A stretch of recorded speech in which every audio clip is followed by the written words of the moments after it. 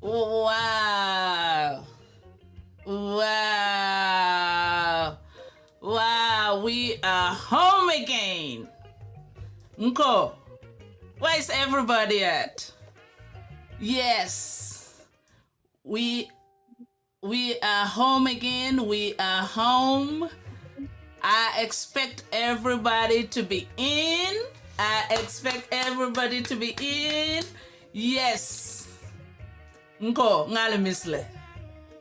I'm telling y'all, yana ninto ko Happy New Year. Mbuga for New Year doronde nga wal Happy New Year's because we want to celebrate many, many more to come. Ali, I understand. Not just Happy New Year, but Happy New Year many, many years to come. Nina di maringolo. I'm saying Happy New Year's to everybody.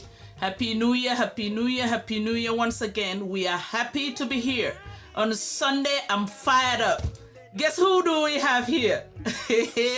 Nko. Biwo nga munali alo nega for me nyeba.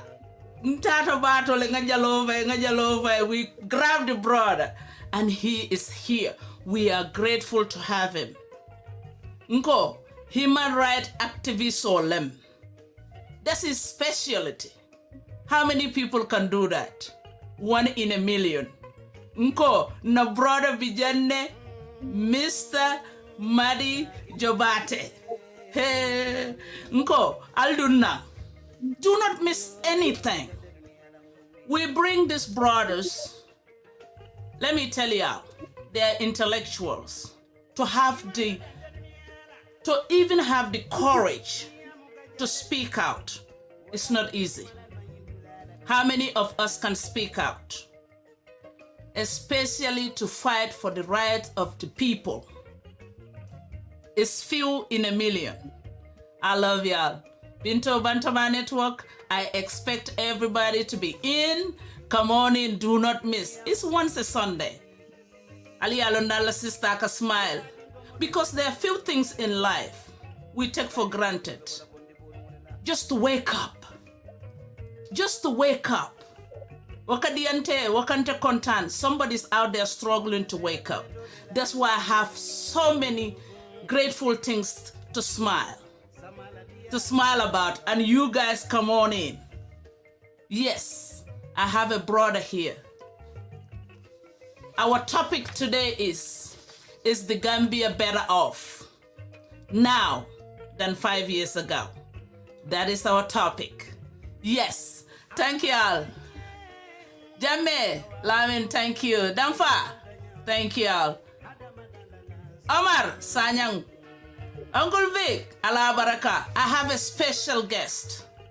Thank you, Jaliba. I will give all the credit to Jaliba Kuyate. Jaliba, I love Jaliba Yoko.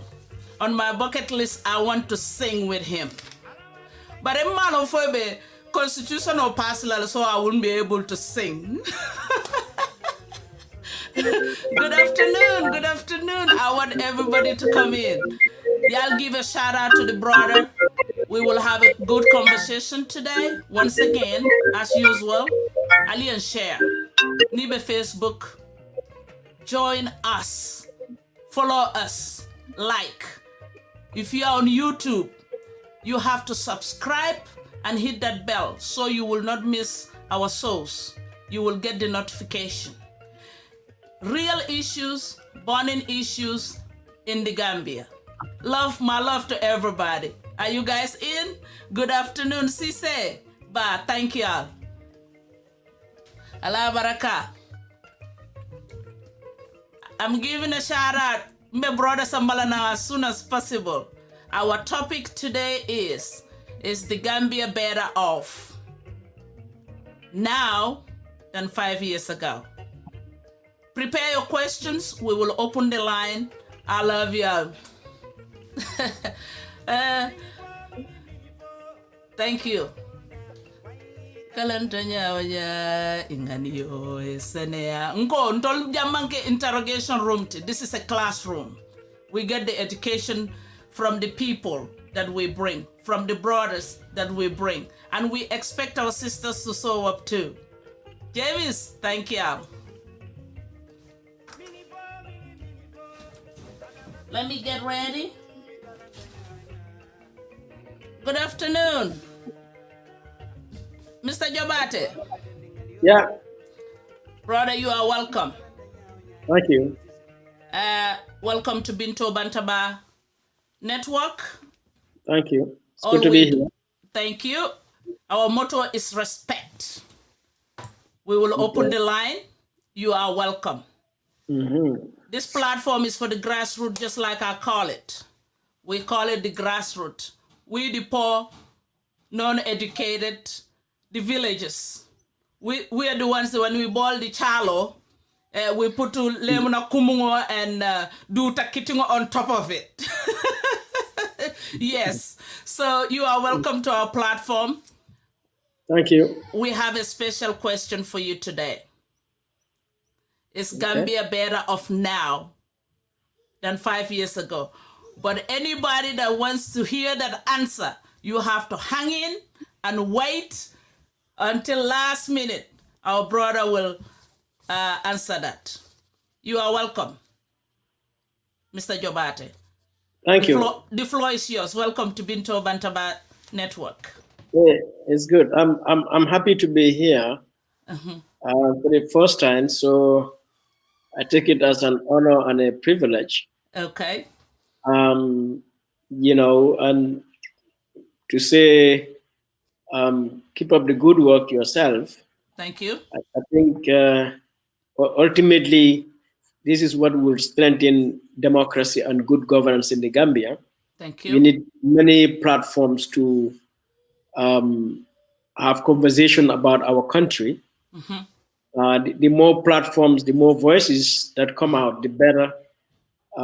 Because sometimes, yeah, in a democracy is very noisy, and it's a marketplace, and so everybody's talking. Um, but it is that marketplace, everybody talking, that also creates opportunity for the truth to come out, for us to expose corruption and bad governance, bad leadership. Um, you know, so having conversations or platforms like this indeed um, can only serve the country better, can only make the country better. So individuals like yourself who create this platform, create this opportunity, are doing immense contribution to national development. Thank you. So, particularly to have these kinds of programs led by women is even more instructive, more progressive, because a lot of the time we do not look at issues from the perspective of women. And so people like you, therefore, not only bring those perspectives, but also your presence provides a lot of encouragement, inspiration, mentoring to a lot of, our young women, our young girls. So I'm really proud that you have this platform and you are running it with so much passion and enthusiasm. So I can only wish you well. So yeah, I'm up for the show. Thank you. Okay. Thank you. We Yeah. are honored to have you. Yeah. The platform viewers, they are, they come in here as a family, the love we have, and they open their ears. Many will tell me we learn a lot every Sunday. So we want to learn from you, people like you. We have invited many people, and we will invite many more people. So, but today we are grateful to be here with you, 2021. If you guys can hear us clearly, just give me a shout out if you guys can hear us. There's no waste time. We cannot waste any more time. Mr. Jobarteh, Mm. can you tell us about who Mr. Jobarteh is, since it's your first time? And we will bring you back again. So today we want to know who Mr. Jobarteh is. Well, I would say I'm just one of the 2 million or so Gambian citizens. Um, you know, from the same humble background like everyone else. going through the same journey like everyone else, but a person who is also passionate about good governance, about democracy, um, about human dignity, to want to see that we have a society, a civilized society in which there is equality and justice.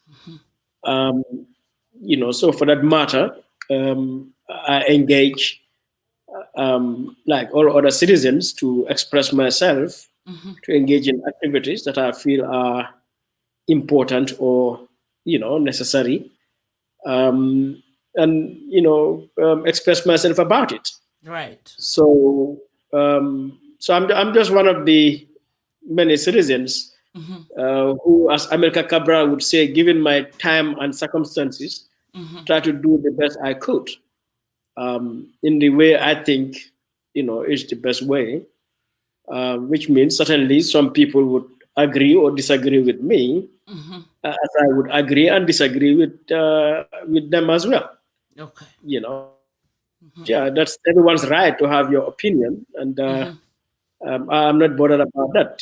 So that's Madi. That's Madi. Thank you. Mr. Madi, is there any particular institution or other organization you represent as a human rights activist? Not quite. I uh, well, currently, of course, I work for an organization called Westminster Foundation, which seeks to promote democracy in the Gambia, because that's the purpose of the organization. And done a lot of work with the Parliament, National Assembly, as well as political parties and some civil society groups, particularly those working with women and persons with disabilities and the youth. But my work in human rights is well before this organization, and it goes beyond this organization. As far as I remember, I know, even as a child growing, I have always been concerned about social justice, about equality, about inclusion, about good governance and democracy. Um, I've worked in a number of organizations, but most of my time, I think I spent it, doing voluntary work, because all of this that I do is voluntary. At great cost to myself, materially, financially, in terms of time and energy. I do it on my own, just because that's what I believe. So I would say I'm just a social worker. You know, so I've worked, gone to various parts of this country.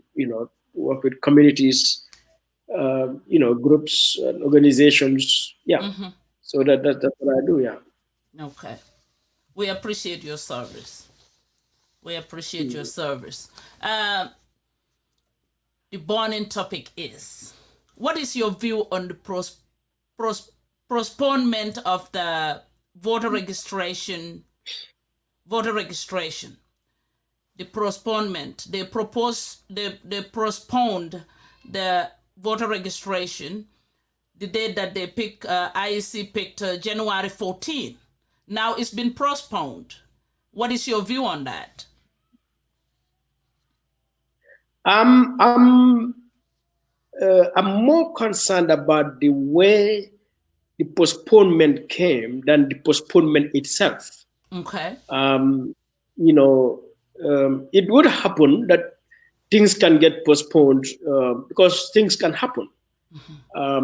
And these are all man-made decisions, and so it could happen. Sometimes issues can arise that are beyond our control, and so we may have to postpone, even though the postponement of the issue may be very serious, such as voter registration. But sometimes the issue is not even the postponement, but the way and manner that postponement was done or was announced. So I am concerned in the way the IC approached the issue. Okay.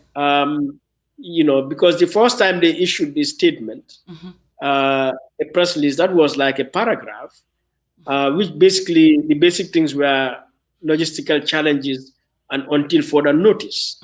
Now, if anyone understands the nature of elections and the role of election management bodies like IEC, and putting that in the context of our current circumstances, you would realize that IEC did not manage this issue well, because it appears what the press release they sent to the public is what they also sent to political parties.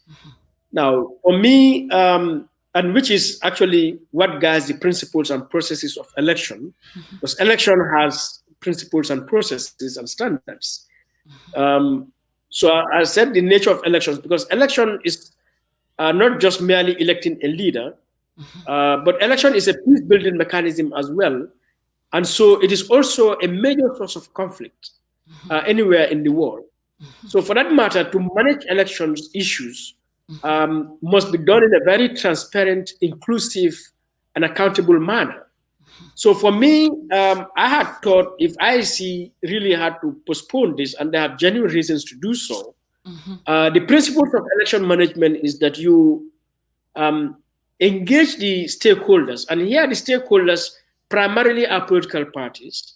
I would have called all the political parties to a meeting at Election House to lay before them the logistical challenges we have and to seek their understanding and their agreement.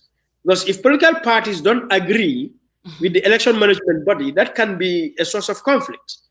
And also that disagreement can be a source of lack of trust and confidence.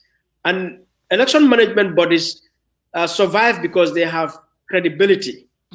There's public trust and confidence in them. So you don't do anything that can generate that public mistrust or lack of confidence. So, even the laws, if you look at our election laws or let's say the ECOWAS protocol on elections and governance, it would tell you, for example, you don't change election laws 6 months to the time of the election.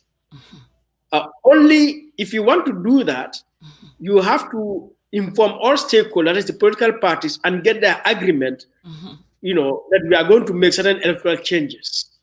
And the purpose of that is you want to maintain the confidence, the trust, and guarantee the participation of political parties in the election process. Because boycott is not good for a party that boycotts, but it's also not good for an election body to have a party or a number of parties boycott your election. And overall, anywhere there is boycott of elections, then it means even security is threatened. So all of these factors went together. I would have expected that IEC should know this, and so bring all the stakeholders to let them know this is it, and then communicate that accordingly to the rest of the general public, so that there will be no space for speculation or rumors. And we've seen a lot of rumors, speculation, negative speculation emerge, especially when this was coincided immediately with the illegal appointment of Oremi Joyner as the deputy chair of the IEC. So, when you put all these things together, you realize that for me, the issue is more about the process of how the postponement was announced than the postponement itself. Because when you look at it, we have time. The fact that it's postponed for January 14th, we can do registration. In some countries, they do registration until the eve of the election.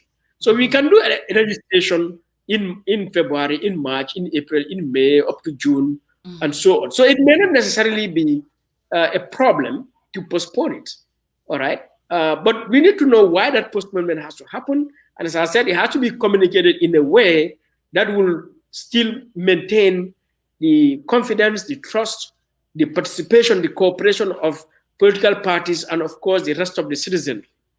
All right. So I think that for me was the main issue. Okay. I heard you say about the joiners' appointment. the Gambians are saying Mr. Njai should retire. The IEC chairman should retire. What do you say to that? Yeah, I agree with that narrative that the ISC chair should retire. For me, I think the Constitution, the way it provides it, the tenure of the ISC chair is expired because you know the amount of time is spent at the ISC is more than 14 years, and that's the maximum time that the Constitution allows for one to be commissioner. So for me, I would think that the ISC chair should be replaced by now. So which is a concern for me. But also it is concerning to me that the deputy chair also left a couple of months ago, and until now the position cannot be filled. And I feel there are competent Gambians who could have filled this position. And I would urge the president really to look at these issues very seriously. Yes, our country is hugely polarized politically. There's a lot of political acrimony, and the last thing we want is to have disputes over election. And so, to prevent that, the president, on his part, should make sure the persons that he needs to appoint in the commission are appointed, and and there are persons that are legitimate and eligible to be appointed. So that area is closed, so that the rest of it is for the election body to continue to do their work. So, one, for me, the ISC chair needs to be replaced, but also the position of deputy chair needs to be filled as soon as possible. IEC should be our main focus now, because this election, just like you said, is going to be an extraordinary election in the Gambia, 2021, this year. Thank you. Everybody was saying, well, can he get some light? But hey, it's Gambia. We will try to change the light system over there. No problem. No problem. So to bring you back, this election is going to be one of a difference from the other elections. So the IEC, the postponement, the appointment, what would you tell the Gambian citizens to do and their party leaders? In terms of the postponement, no, I think what I suppose the IEC came back to once again provide a more or a better explanation, really. And so that is that. I think the rest of it, for me, political parties need to take responsibility and leadership and engage IEC. Nothing stops them to convene a meeting with the IEC in order to get better explanation. But that is also one problem we have in this country, proactive leadership. So political parties should realize that they are the primary stakeholders in elections. And they don't have to sit back to receive from IEC, but they can go to IEC, make the IEC provide information that is necessary. So especially the political parties, they have what they call inter-party committee. And so that is a body, an instrument that they could utilize to engage the IEC to make sure we have an election process that is on sound footing, on legal footing. And they don't have to sit to wait for IEC and then to react in a way only to criticize the IEC, but they should be seen to support the IEC, for the IEC to do its job well. So for me, I think this is what the political parties should do. For the rest of the citizens, I think we should just make a call on the IEC, raise our voices to raise concerns and issues with the purpose of encouraging the IEC to do the right thing. So I think this is what should happen. And here, citizens including civil society organizations. Yeah. Okay, thank you. I'm going to take you to the draft constitution again. We've been talking about it. We can let it go because it's still in a coma. When Barrow came in, Barrow government, coalition government came in, President Barrow said it's his legacy for this draft to pass, but it failed. What do you say to the efforts they are putting in to revive it? Well, I don't agree with the efforts that is currently taking place. You know, I don't see it as necessary. And above all, I see it as quite insulting and disappointing. Right. Because what, we got to this situation simply because the president and his government did not show any interest to make sure we have a new constitution, bearing in mind that they are the ones who initiated this process as part of our transitional justice process. But since the establishment of the CRC until the collapse of the draft constitution on the floor of the National Assembly, what this president has demonstrated is that he is not interested, committed to a new constitution, simply because of his own selfish interests. And so for me, the draft constitution collapsed, because of orchestration machinations by the presidency itself, through the use of certain parliamentarians to block this. And for me, this is a very serious issue because the whole idea of removing Jame and the whole objective of the transition or the coalition government is to usher in a new Gambia founded on, democracy and good governance principles and objectives. And among that includes enhancing our 1997 constitution or even replacing it with a better constitution. And certainly we have that in the final draft constitution. So for us to reject that draft constitution and still remain with the 1997 constitution, for me, qualitatively, it means our change in 2016 has been severely undermined and weakened to the point that we practically maintain the dictatorship system, even not all of its practices, but we maintain its system, and we can see how that system is unfolding. And so it has really, undermined and damaged the great efforts, initiatives that were taken by Gambians. And most seriously, it has served to ignore, to dishonor the great sacrifices Gambian citizens made, particularly those who had to bear the brunt of that brutal regime in terms of torture and and executions. Those who have lost their lives. I think it's a great disservice, dishonor to those individuals. So for me, in the first place, I'm hugely disappointed and very angry that the president did not do enough, I would say did not do anything at all to promote, to ensure that this draft constitution passes through. And then I find it pretty insulting that he thinks that it is to go to somewhere like in Nigeria to get a former president, Jonathan Goodluck, Jonathan, to come and deliver this new initiative as if we have a crisis, because we don't have a crisis. So there's nothing for anyone to come and mediate.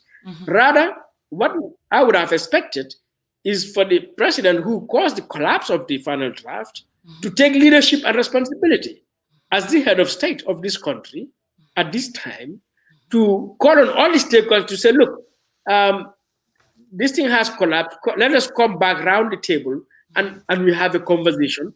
And he brings his issues to those stakeholders, the political parties, the civil society. And he takes leadership so that together, we look at this matter again. But for me, many Gambians say the term limit. President Barrow does not like the term limit. That's why he wasn't really supporting the draft to pass. But what do you think is in that draft that he did not like? Yeah, I think primarily it is the term limit, which states that the term limit starts in 2017. Okay. And so it's a 10-year term limit starting in 2017. And his surrogates and supporters' argument and orders that that was retroactive is either it's either ignorance or dishonesty, because there's nothing retroactive about that. Because when you talk about something being retroactive, especially in terms of law, it would be an instance where you been denied a right that you've already acquired, you know, or so. Now, in this instance, Barrow is not denied anything because he is enjoying the mandate for which he's elected, that is from 2017 to 2021. The constitution gives him that mandate, and he's enjoying that. So the draft constitution did not deny him that, because it did not say his term should end in 2020 or 2019 or 2017. But the draft constitution recognizes that his mandate from 2017 to 2021 is guaranteed. So there's nothing he's been denied at all.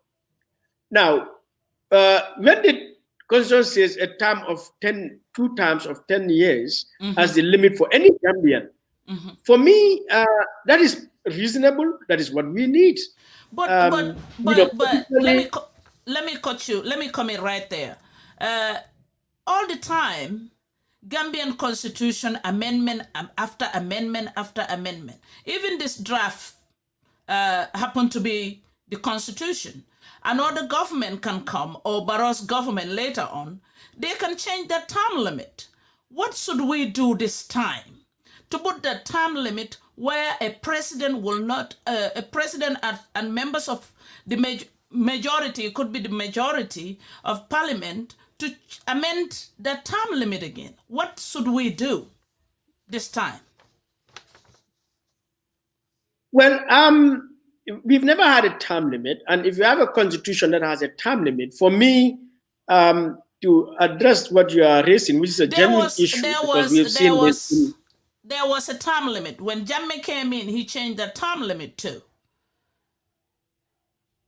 No, so Jammeh, that wasn't. Of course, Jammeh had said no government should rule for more than 10 years. He said that in 1994. And then we had a draft constitution which carried that term limit. But by the time that draft constitution was given to the AFPRC, to the junta, the council, in order to be put to a referendum, they had removed the term limit. So the 1997 constitution, the original constitution, never had a term limit. And that's what we continued with until today. But like you said, we have seen, like in Cote d'Ivoire right now, we've seen in Guinea, we've seen in the Congo, even in Rwanda, a lot of countries came to change the term limit. And usually the term limit is put there as an entrenched clause. And, and that is why in those countries, because it has entrenched clause, they have to pass it through a referendum. Now, so there are a lot of factors here. One, you can write the term limit, protect it in such a way that it will be very difficult to change it. All right? But a constitution is the people's constitution, and it can be changed by a referendum. So one would have to see smart drafters to see how do you write this in such a way that even though it can be subjected to a referendum, because ultimately the people can change the constitution anyway, how do you still make it difficult for that to happen? That is one. But number two, it is also about the various institutions, organizations in the country to take a stance that would make any president not to have the courage or the ability to even suggest, to propose a change of a term limit. And lastly, ultimately, it's about the citizens, that we have to have a citizenry that is so politically enlightened, that is so patriotic, so honest, that regardless, even if that president, they support that president, they will reject any idea of a change of term limit. But that is going forward, all right? But right now, we need a term limit. And the position that Barrow and his people are taking, I find it to be very dishonest, because if they are saying Barrow's term should not start in 2017, but in 2021, and then from 2021, we have a term limit of 5 years and 10 years, potentially, that would mean that Barrows can serve for at least 15 years.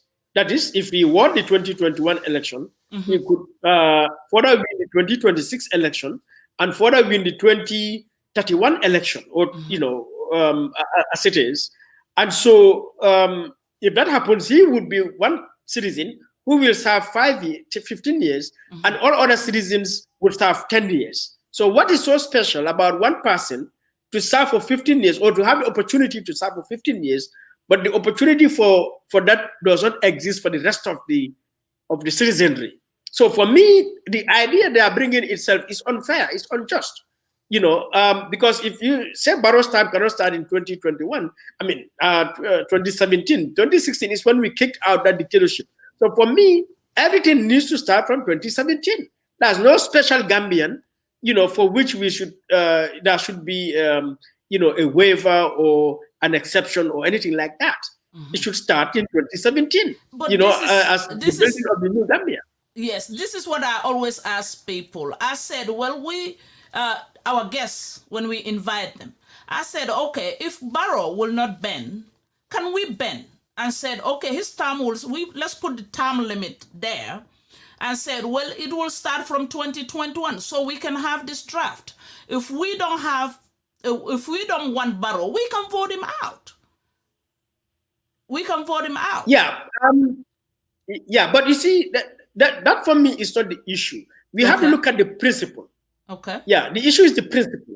The principle is every Gambian can serve at most 10 years. Every Gambian can stand for election for president. That is a principle, a democratic principle, if you get the qualification. Therefore, anyone who stands for election and wins, you can serve at most for 10 years. That's the principle. Of course, some Gambians will serve only one term because they will not get the election. That happens. We see that in America right now. Trump got only one term, but others can have 2 terms. So let us set the principle, because if we don't get the principle right, in practice, others are going to get more than 10 years. So the issue is not whether, okay, it's left to Gambians, they can vote him out. He may not win next election. Yes, but that is not the issue. Because some people will win second term, some will only be one-term president, full stop. Some people will not even get elected, because many people contest elections. Some people will win at all. Some people win one term. Some people win and they get 2 terms. But the principle is, whatever, there is only 2 terms maximum. Okay. So that is what we need to focus on and stop at, than to say, no, but it is not to Gambians, they can pick him out. What if that did not happen? Mr. Jobarteh, the elections are right here in the corner. It's right here in the corner. If we don't bend, Barrow might not bend, and we might not have this draft passed. We have to bend and said, okay, Barrow, please, let's do it this way. Let's count from 2021. If not, we will not have this draft. And I heard PDOIS Secretary General, Honorable Halifa Saleh said, our third republic need this draft, but Gambians don't want to bend. Since Barrow don't want to bend, we don't want to. We have to do something. We have to give up on something and agree on something. That's my opinion. What we have to do, so what we have to do is to struggle to realize that ultimately it is about power, all right? And so the fact that he is president doesn't make him the most powerful. If our political parties want, if our citizens are ready, nothing stops us to make sure that Barrow succumbs to the ideals of democracy, all right?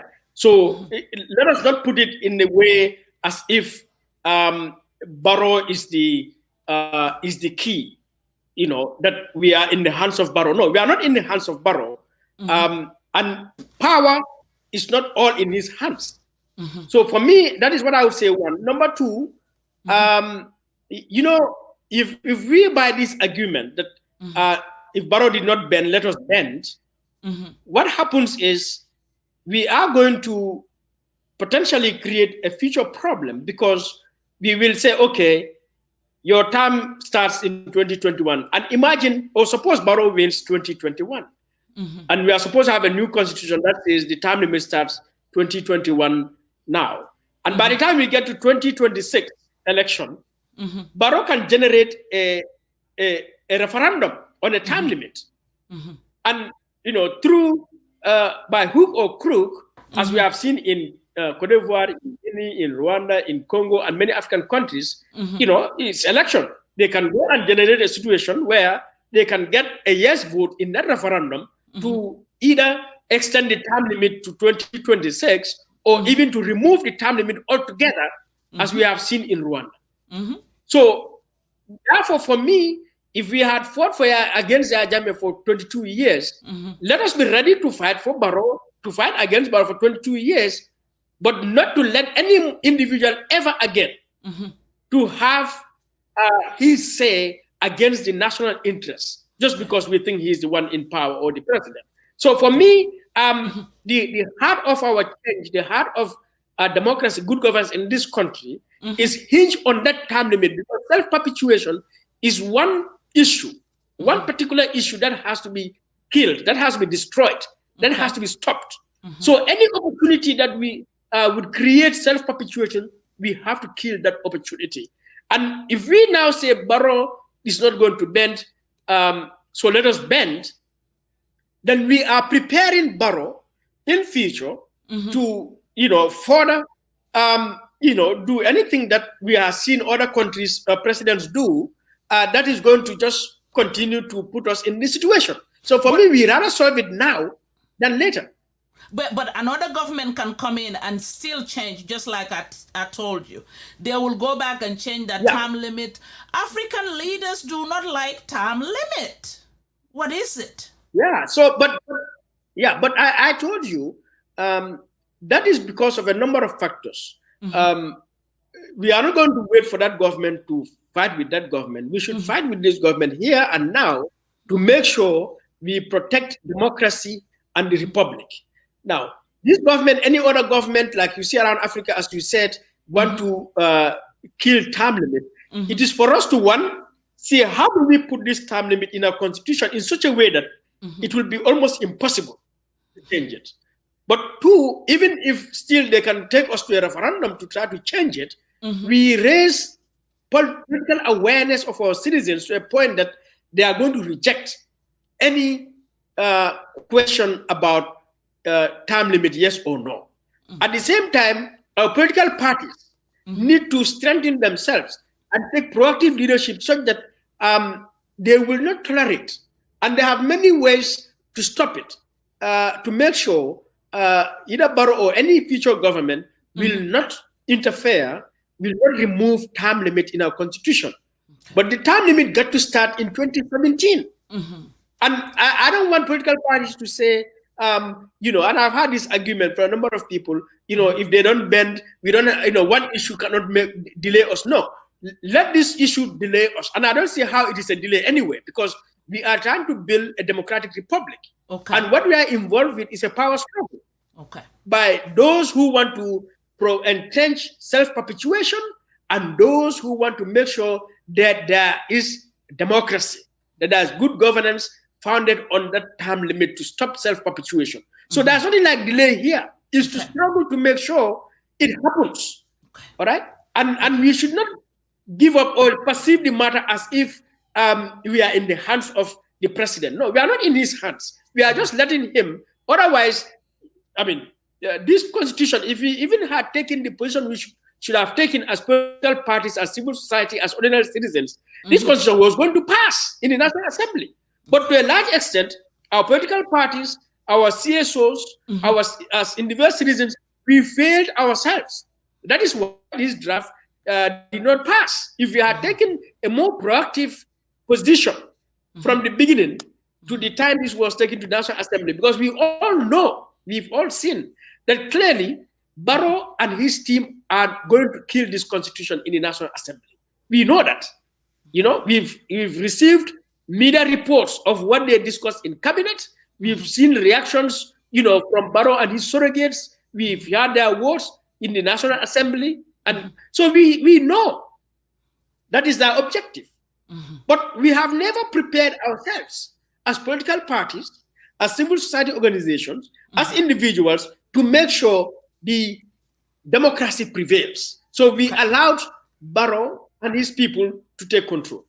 We had APRC interim party leader, Honorable Fabakary Tombong Jatta.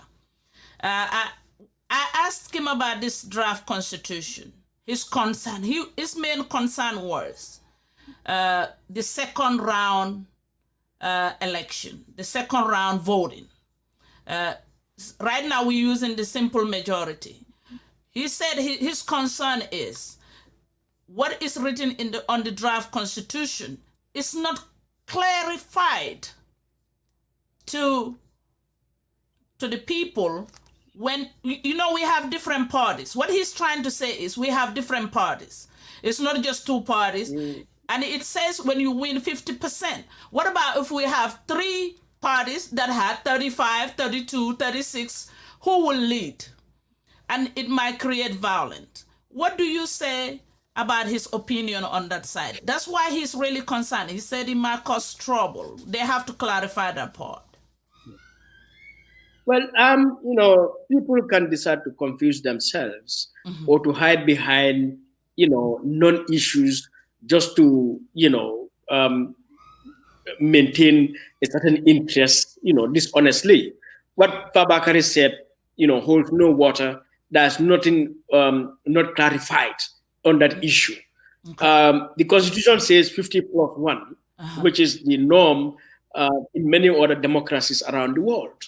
Now, what he actually said, because I've heard him, is, for example, if you have three parties all get, let's say, 35%, 35%, 35%. Right. Now, the first two, because the 50 plus 1 usually is the highest two who would go to a second round. Right. But what if three parties, four parties have the same percentage, which two would now go?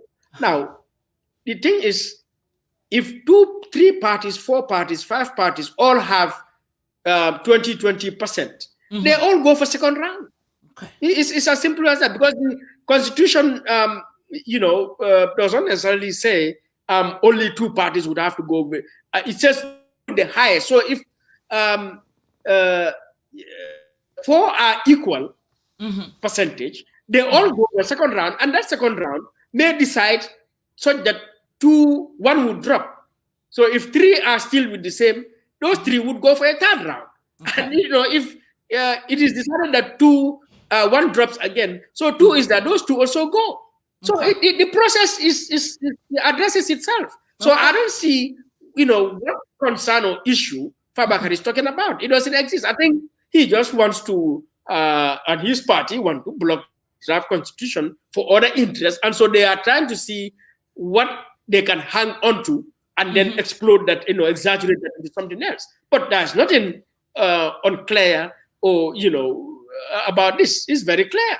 It's two with the highest. And so until we get two with the highest, we can go for second round, we can go for third round, we can go for fourth round, until we get the final two up there.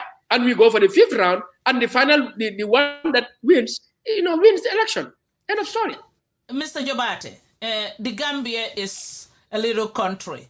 We are 2 million or less, and we might not everybody will vote. So, do you think it's necessary to have all these parties? 16. I know it's democracy. 16 parties in the Gambia. Do you think it's even necessary? Well, I hear people say this, and honestly, I don't understand why people say so. Okay. Because I ask, okay, so what should we do? Because should not create a situation where we limit or deny a Gambian or any group of Gambian to come together to form a political party. Okay. We are a multi-party democracy, so political Okay. parties would emerge. And, because there are a set of individuals who feel they can better serve the Gambia, and they form their party. Okay. They will all come back to the people, and the people will decide who wins. And sometimes some of these things, the environment addresses it by itself, because if you form your party and in the election nobody votes for you, you know, and you have spent money, the next time you may want to drop your party, altogether, because you'll be spending money, for free, and not getting elected. All right. But then I understand, yes, we are 2 million small countries, 17 parties. On the surface, it sounds outrageous. But then what is the alternative? Because we cannot say, okay, let us increase the registration of parties to a huge amount of money, so that we can limit the number of parties. That has a lot of danger if we do that, because it means those with a lot of money are the ones who are going to contest the election, register a party, and then those people may be criminals. It may mean I can go and seek petrol somewhere to fund me, and so that when I win the election, I will come back to serve the interests of those patrons because they paid for my party and my candidature. That's why, for me, even the idea of nomination fees, I am opposed to it, or the high cost of registering parties that Jammeh created in 2015, $1 million. I'm opposed to it. I mean, of course, to register a party, you may have to buy a form here and pay a fee, but that fee for me should be very, very affordable. And for me, I do not think any Gambian who wants to serve as president should pay any fee, especially the exorbitant fee that we have, because we are going to potentially monetize our politics. Number one. Number two, we are going to deny somebody who may not have the money, but has the values, has the ambition, has the vision, who could solve our problem, than somebody with a lot of money who can easily pay.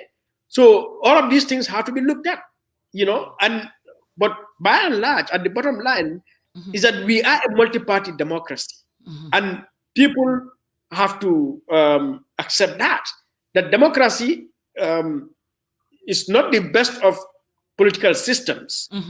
All right. I mean, what I mean, like, is it's not there are many political systems. Democracy is probably the best, but it is not necessarily foolproof without any faults and weaknesses, and it has, and it's also expensive. All right. 17 parties. All right. So that comes with democracy. We are not going to have an ideal, perfect system, so that countries that have basically two parties, like the United States, you can see, when you do an assessment, you will see how much it costs democracy, good governance, development, human rights in America, simply because there are only two parties, in the parliament, in the Congress. That has sort of a negative cost, even it may bring a lot of good cost. So it's not necessarily that fewer parties are better or more parties are better, but at the same time, you can look at America in another sense and see the lot of good that only two parties they have, how much good it has brought to the society. So for me, I'm fine with 17 parties, and if more people want to form political parties, is their right. I mean, we just let them.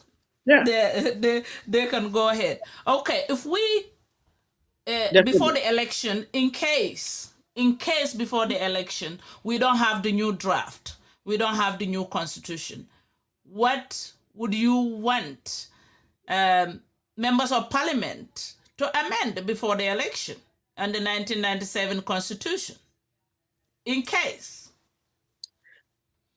Yeah. So for me, you asked about the new initiative to revive the constitution, which I doubt will succeed. But what needs to be happening now is Mm-hmm. that our political parties and our National Assembly should take leadership.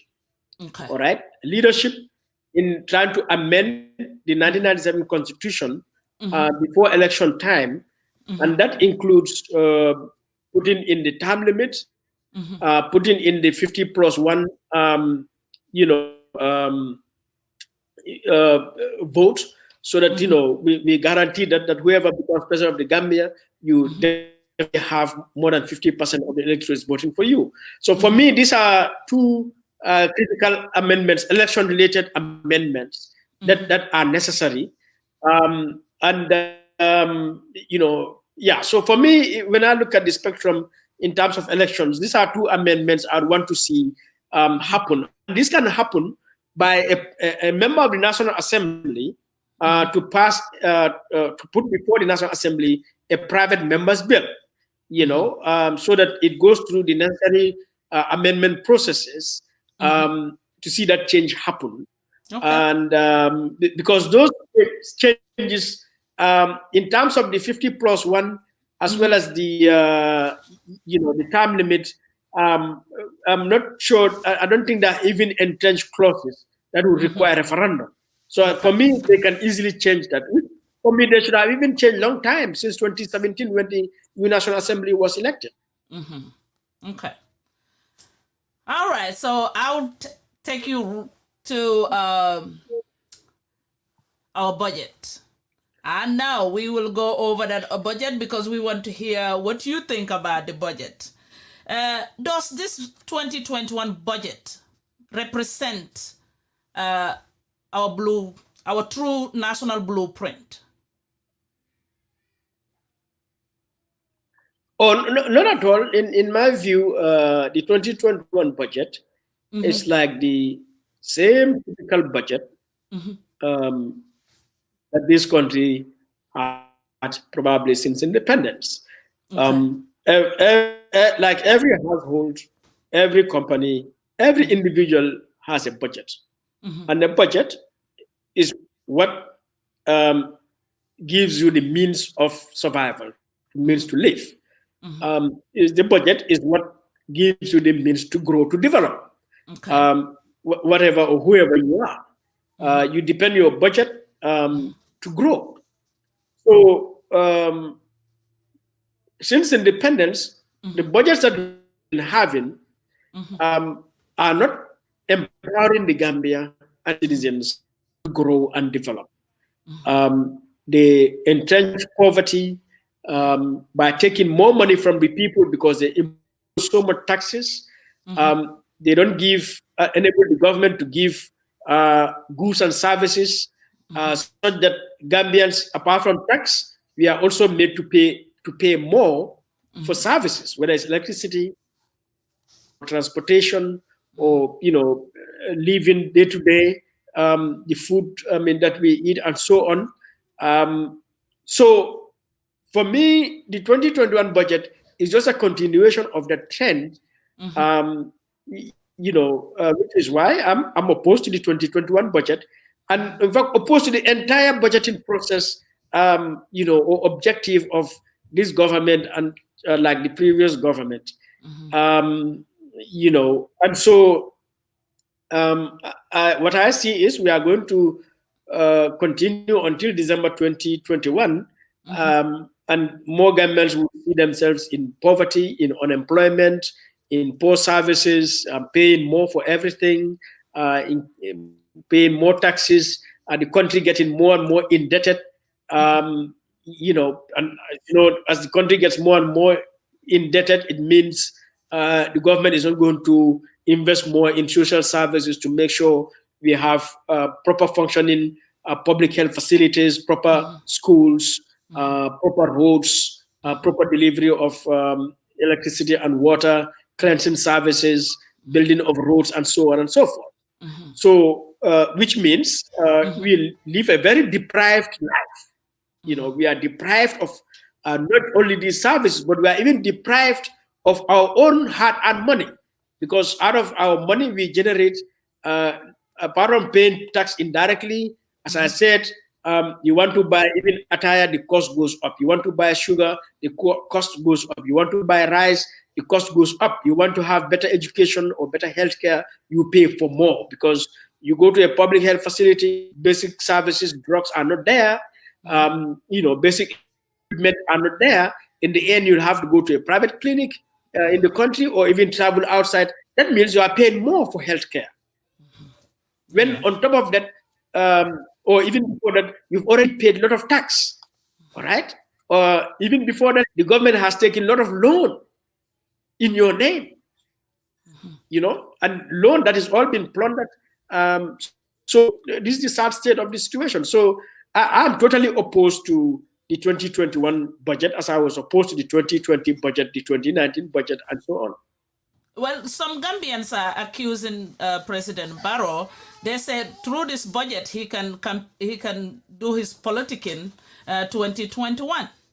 So, do you believe in that too? Say that again. Some people are saying, some Gambians are saying. I'm sorry, I'm a little bit distracted. Some Gambians are. My son walked in. I'm sorry, I'm a mama too. I'm sorry, I'm a mama too. So. Don't apologize for children. That's his right or her right. I am a mama too. So yes. This one that walked in is mama's boy. He's the baby. Yeah. That's all right. Yes. Yeah. Okay. People are saying Barrow can take advantage of this 2021 budget for politicking this election because he's the incumbent. Do you believe the same way?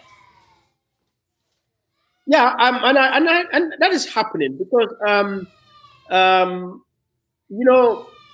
the basic argument is Gambia, we need roads, we need electricity, we need water supply. Every community in this country, and government has a duty to provide that. All right, but it should be provided in a way that is not tied to any politics, that is not to allow any corruption, and that is done in a rational way, so that because you can provide it for all communities at the same time, but in a way that would know this is a very rational, reasonable, progressive way of making sure people obtain these services. Right. Now, if you look at what is happening with this government, they have taken an approach that deep down is more driven by politics and corruption than really government fulfilling its obligation.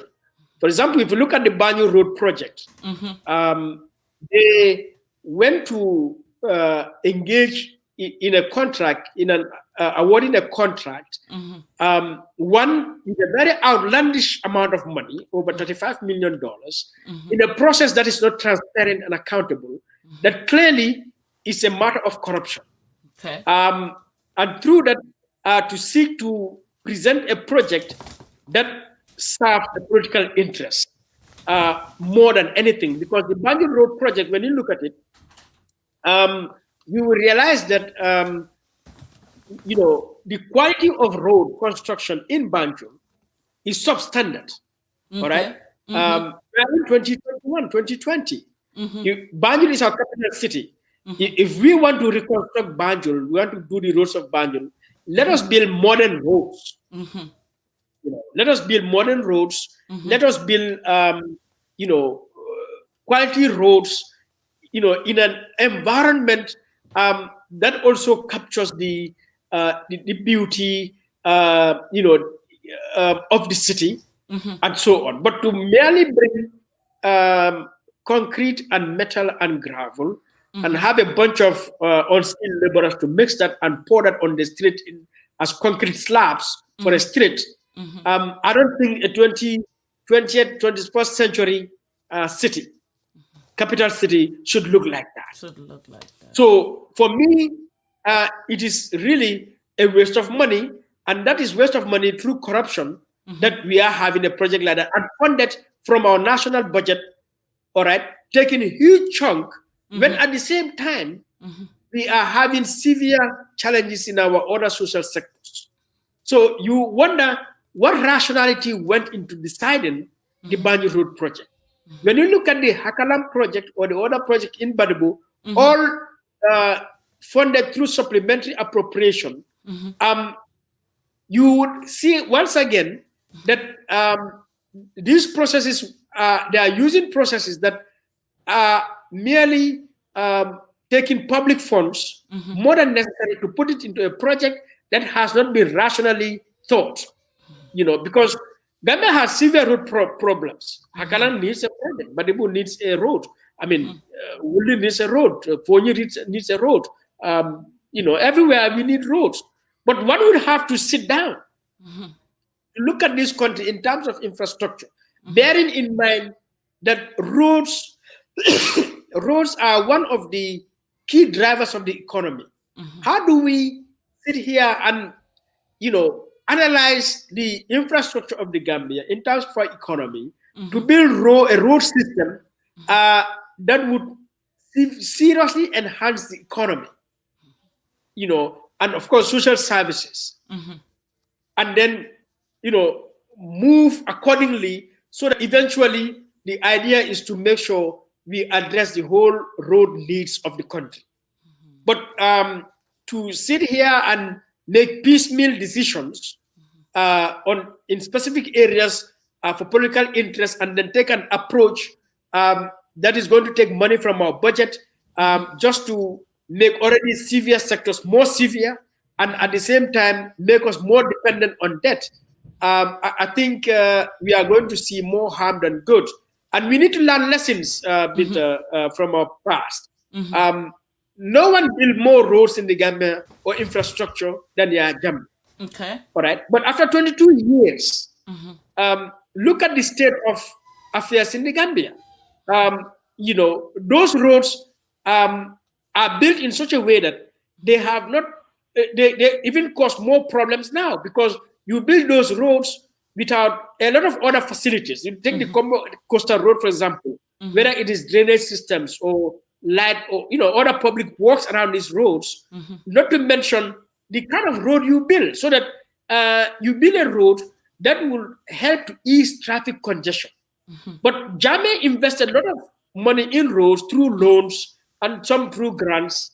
But at the end of the day, these roads were not well thought out, so that even though we have those roads, they are either worn out within a decade, or they lack the basic public works, so that when it rains, we are seeing flooding simply because the way and manner roads are built. Now, you look at the airport, or look at the arch. A lot of money went to build the arch. But what value does the arch have? Is the arch generating any revenue, for the Gambia? At a time when our Edward Francis Ford Teaching Hospital was there dying, not to mention other public health facilities from Banjul to Fanoto. Look at the Banjul International Airport. When they built in 2009, it was built at a cost of $10 billion. They went to renovate it for $14 million. So how can you build an airport, for example, for anything for $10 million? Within 10 years, you come back to renovate it for more than that cost. All right? Simply because you have these projects, the money you claim, look at the road from Westfield going to Mandinaba. If my memory can serve me right, it was built at a cost of $200 million. And it was supposed to have all the necessary public works, drainage systems, and all of that. And the road was supposed to be wider. But unfortunately, all of the money was diverted, so that the road that we have now from Westfield to Mandinaba is a nightmare. Every day, in the morning, in the evening, traffic jam.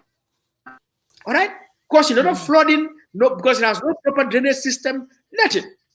So we should not just be shouting, a road is being built in Banjul, or a road is built in Hakanang, and that is it. No, we have to make sure there is value for money. And that is what we don't have, because the government is not transparent. Jame was like that. and we see it again. There's no transparency, no due process was followed. If you go to the National Assembly and try to find out about the Bani Road project, what do they know about it? I mean, they will tell you they don't know much about it. The necessary information that they have sought for did not come. And so we have a situation like this. Okay. The civil society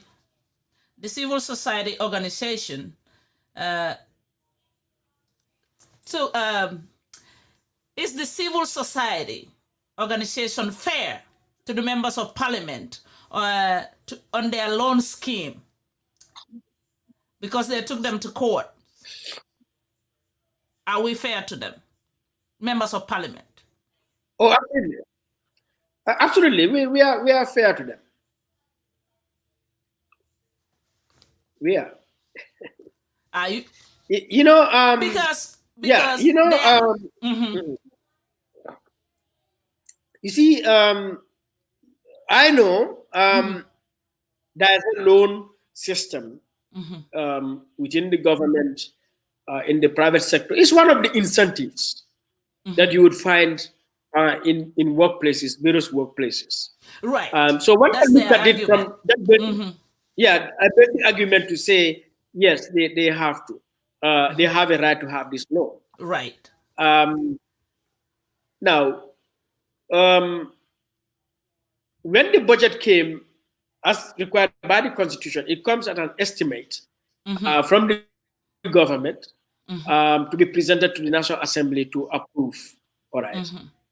For me, I do not think the National right to put something in that estimates, because the estimates are supposed from the executive, not from the National Assembly. Repeat that again, because you kind of break off. You said, yeah. You think? What do you think? So what I was saying, yeah, the budget comes according to this Constitution, I think Section 152 or so, that budget estimates are prepared by the executive to be presented to the National Assembly to review and to approve. In that case, the National Assembly, for me, has no authority to insert anything in those estimates. They can cut here and there. They can cancel certain budget lines to review it, but to pick their own issue and then insert it there, for me, I think that is off the mark. One. Number two, I think that's my personal view that certain positions or offices should not obtain loans. That is elected offices. Office of the president, office of the National Assembly, office of the mayor, or local councillors. As elected officials, I do not buy the idea, and this is a principle, for them to be given loans. They have other incentives, all right? And very good incentives. Can give them other incentives other than loans. So National Assembly members have incentives, for serving as a member of the National Assembly, which we can look at, improve, because I believe National Assembly members should be well remunerated. They should be well encouraged to be given the necessary incentives. But for me, those incentives should not include a loan, all right? Because for me, a loan would be appropriate for public service carriers, those who go into the public service to work as carrier civil servants, who can work in those places, for 40 years, for 50 years, as members, as workers in in the public service. And there can be created incentives like loans, to be able to, as part of their work, to get incentives for themselves, their homes and houses, and get necessary things that they want. So for me, I would, in principle, agree to that, even though I would want that to be further reviewed, because of a lot of abuse that goes around loans to public servants. But in terms of National Assembly members or elected officials who come for a specific period and then leave, even though one can say you can give them a loan for the period of their term, but for me, the idea of the loan is potentially also a tool that can trap National Assembly members, something that can also, create favoritism or patronage. Because, for example, if the scheme National Assembly members, and they know they can get this from the government, it may undermine their ability to scrutinize the government, because the Minister of Finance or the President can tell them, okay, I can promise you, we'll give you a loan, and with no interest or very limited interest, and and so on. And for me, that is going to undermine National Assembly members in their oversight. All right. So for me, the incentives that they should have should be stated in law, and that is there in their National Assembly Members Pension Act, something like that. We can review that to identify specific incentives for National Assembly members that they have by law, so that the idea of loan would not exist. Because for me, I wouldn't want the president or the Minister of Finance or the government to use the loan in order to induce, to control National Assembly members. So for me, this is why I'm opposed to this. But in terms of process and the law as well, I completely support the lawsuit that is filed against them in the Supreme Court. And I hope the Supreme Court would rule in favor of the civil society. Was it also good, the government giving them cars and land to have to build on for their own and their family properties? Is that so? I don't even know how to ask about that. Is that a bribery? Let me just make it clear. Is that a bribery? Let's hit the nail on the head. Is that bribery? Yeah, no, I mean, I think that is it. And this is why I'm saying we need to review the National Assembly Members' Salaries and Pensions Act, okay, so that it captures the incentives for National Assembly members.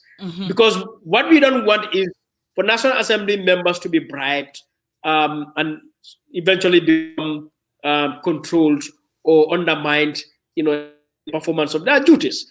So the idea of giving land to National Assembly members has the potential to undermine the integrity, the independence of National Assembly members, or giving them vehicles, especially, say giving them vehicles and you're not even telling them what is the source of this vehicle. All right. But as if it is a vehicle provided to them by the president. All right. Just like that.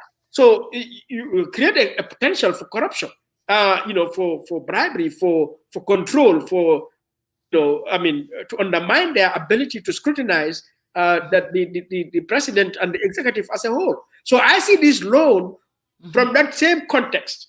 This is why I'm opposed to it. And as I said, I agree, National Assembly members should enjoy proper incentives, to enable them do their job well. But this thing has to be situated in law, and not something to be done ad hoc. At one point, you give them land, then another point, you give them a vehicle, next, you give them a loan. I mean, what if the next National Assembly members come, are we also going to give them a land? Why are we giving National Assembly members land and we are not giving teachers land or doctors land or other public servants? We are not giving all of them land. All right. But so that has to be. Mr. Jobarteh, do you think the state should provide National Assembly members cars for their flexibility?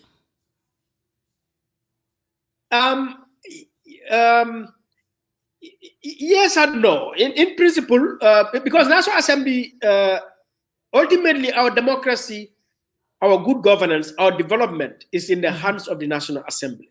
Right. It's the heart of our governance and democracy. Okay. And the National Assembly, as an institution, and as members, need to be empowered, right, to be able to deliver their functions. So cars or land or other incentives have to be looked at rationally. Okay. All right. So, for example, specifically, I think National Assembly members should be able to move to and from the National Assembly in convenience, to be Yes. able to go to their constituencies in convenience, to engage with their constituents in the performance of their duties. Now, does that require every assembly office gets a vehicle? Okay, or we are going to make sure there is some sort of transportation, a public transportation system in which National Assembly members can board those public transportation to go to the National Assembly or go back or to their constituents and having to pay nothing for free because they're National Assembly members. So one has to look at those things to see what is most practicable, most feasible, most affordable to do. Because as I said, apart from vehicles, our National Assembly in the Gambia, I think they are hugely underserved, under-resourced. For example, I think every National Assembly member needs an office, needs a staff, all right? A technical staff, to make them their work, needs to have means to communicate. Today, if I communicate with my National Assembly member, that he has no office for me to go to. Because in the National Assembly right now, members do not have their individual offices. All right. They don't even have a hall like a joint office, a big hall as for their office work. All right. I think that is not right. If I want to call my National Assembly member today, they don't have any official line for me to call or an official email for me to email. Now, all these are tools that the National Assembly, the government, should make sure we provide all these tools for National Assembly members so that they should be able to do their work. So if there is a budget, for example, the National Assembly may have a budget office or research office to do analysis, but a National Assembly member may have in his staff, technical staff, that he can assign to do research for him or her, to give him information, at that moment. He may want to go to his constituent to engage, and he would have his staff to take notes. I mean, many things. And all that is just going to make the National Assembly member more capable, more informed, so that, he or she will be able to do his work well. So all these are issues, for me, I thought National Assembly members themselves would have to sit down to look at really the condition of service of the National Assembly, to look at incentives, look at the tools, and that they need, to be able to do their job well and in dignity. And I think that is very lacking in our National Assembly, and then needs to be addressed. It's very lacking. That's why, for me, that's my own view. It might not be necessary, but I think that they should be given something too. Car, just like you said, the office, even their constituencies, people can get up from their area to come and talk to them about certain issues. But to even get hold of them is a problem. So you're a National Assembly member, your people cannot even talk to you. That's a serious issue. So I'm going to pick you from there. Let's move on to security. The country's security, the head and the tail is security for a country, especially like Gambia. But currently, we have been seeing murders, robberies, drugs in the country. What is your view? What mechanisms do we need to use? Well, I think the security situation we have reflects the level of all leadership at the political level and at the security level in the country. Of course, in any country, even well-advanced countries with good government, let's say New Zealand or Sweden, crime happens. So crime happens because human beings will commit crimes anyway for various reasons. But a lot of the crimes that will happen in the Gambia are as a result of the socio-economic conditions in the country. The high unemployment rate, the high cost of living, the lack of opportunities, would create an environment in which, some, would not go to struggle hard to get a job, some decent job, even if it is to sell something on the street, but rather, would be compelled or forced, to engage in burglary or theft and all those kinds of crimes. Um, of course, a lot of other crimes happen. Not necessarily people don't have a job, but I mean, yeah, for many other reasons. Now, which means when we get democracy in 2016, the political leadership one needs to have conceived of a economic program, a social program that would be directed at how to enable more Gambians to obtain a source of living, to obtain opportunities that would give them a source of living, as opposed to nothing, so that they wouldn't be forced into some criminal activity, um, which includes also doing the necessary reforms, because people may, I mean, given our situation, the economic situation, people are going to crime because of so and so. But to combat crime would have to also take place, in a certain environment, so that we also needed a security sector reform, particularly law enforcement, um, so that even if the economic social policies are not right, but we empower the law enforcement in a way that they will be able to secure our neighborhoods, our communities. All right. Um, but unfortunately, both at the political level and at the law enforcement level, those necessary reforms have not been made. So, for example, when you come to law enforcement, in the Gambia, we have the Gambia Police Force. Um, the police force has police stations in our neighborhoods. Now, for me, the police station is the basic unit for combating crime, which means the police station should be well equipped, all right, in terms of tools, in terms of skills, in terms of knowledge, all right. That every neighborhood needs to have a police station, and those police stations, equipped. So there should be a standardized police station. When you say police station, what are the requirements of a police station? A standard police station. How many officers should police station have? How many vehicles should the police station have? How many computers? All right. Even the cells in the police station, what should be the structure of that police station, bearing in mind that the suspects you put in that station have rights. They should be in a cell that does not diminish their humanity, their dignity.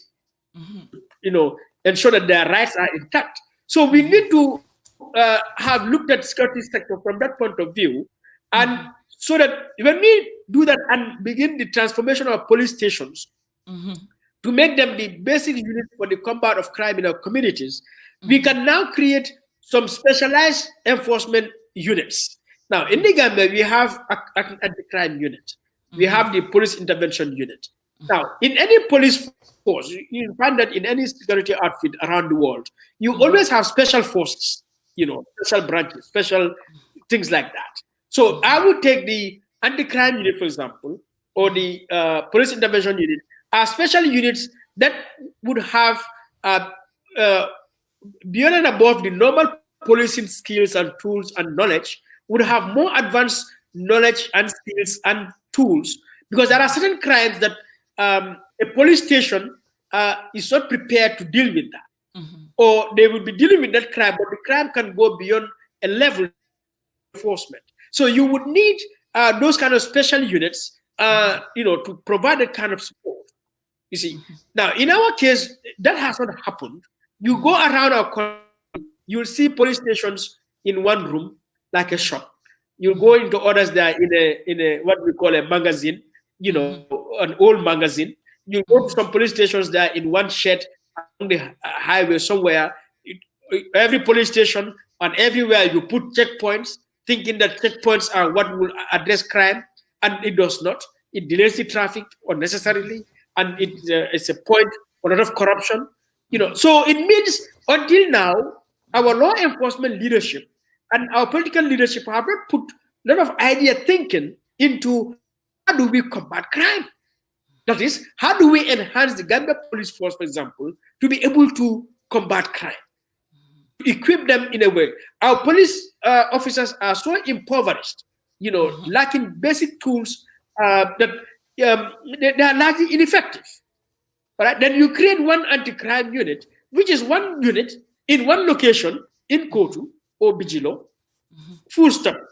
But That's it. you should have an anti-crime unit in Basse, in Farafenye, in Kerawan, in Banjul, in Brikama, and so on, as a special unit.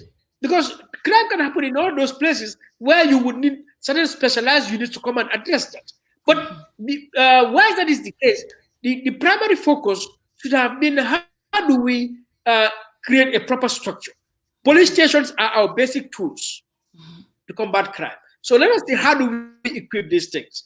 But overall, first of all, you would have imagined from 2017 to date, you would have reviewed the Police Act, which would have given you the ability to review the working conditions, the salaries, the police quarters, how they are, the police stations. You go to a police station, you have a problem of getting white paper to write something. All right. You go to a police station, go to Bundum police station, Serakunda police station. Even the lighting is not enough. Bulbs are there that are not lighting. I mean, it's not well kept. It's not even fit for human habitation. All right. So you would have done that legal review. The police do an assessment, of the police force, as a whole, so that you get to know what are the issues, what are the concerns, and address them.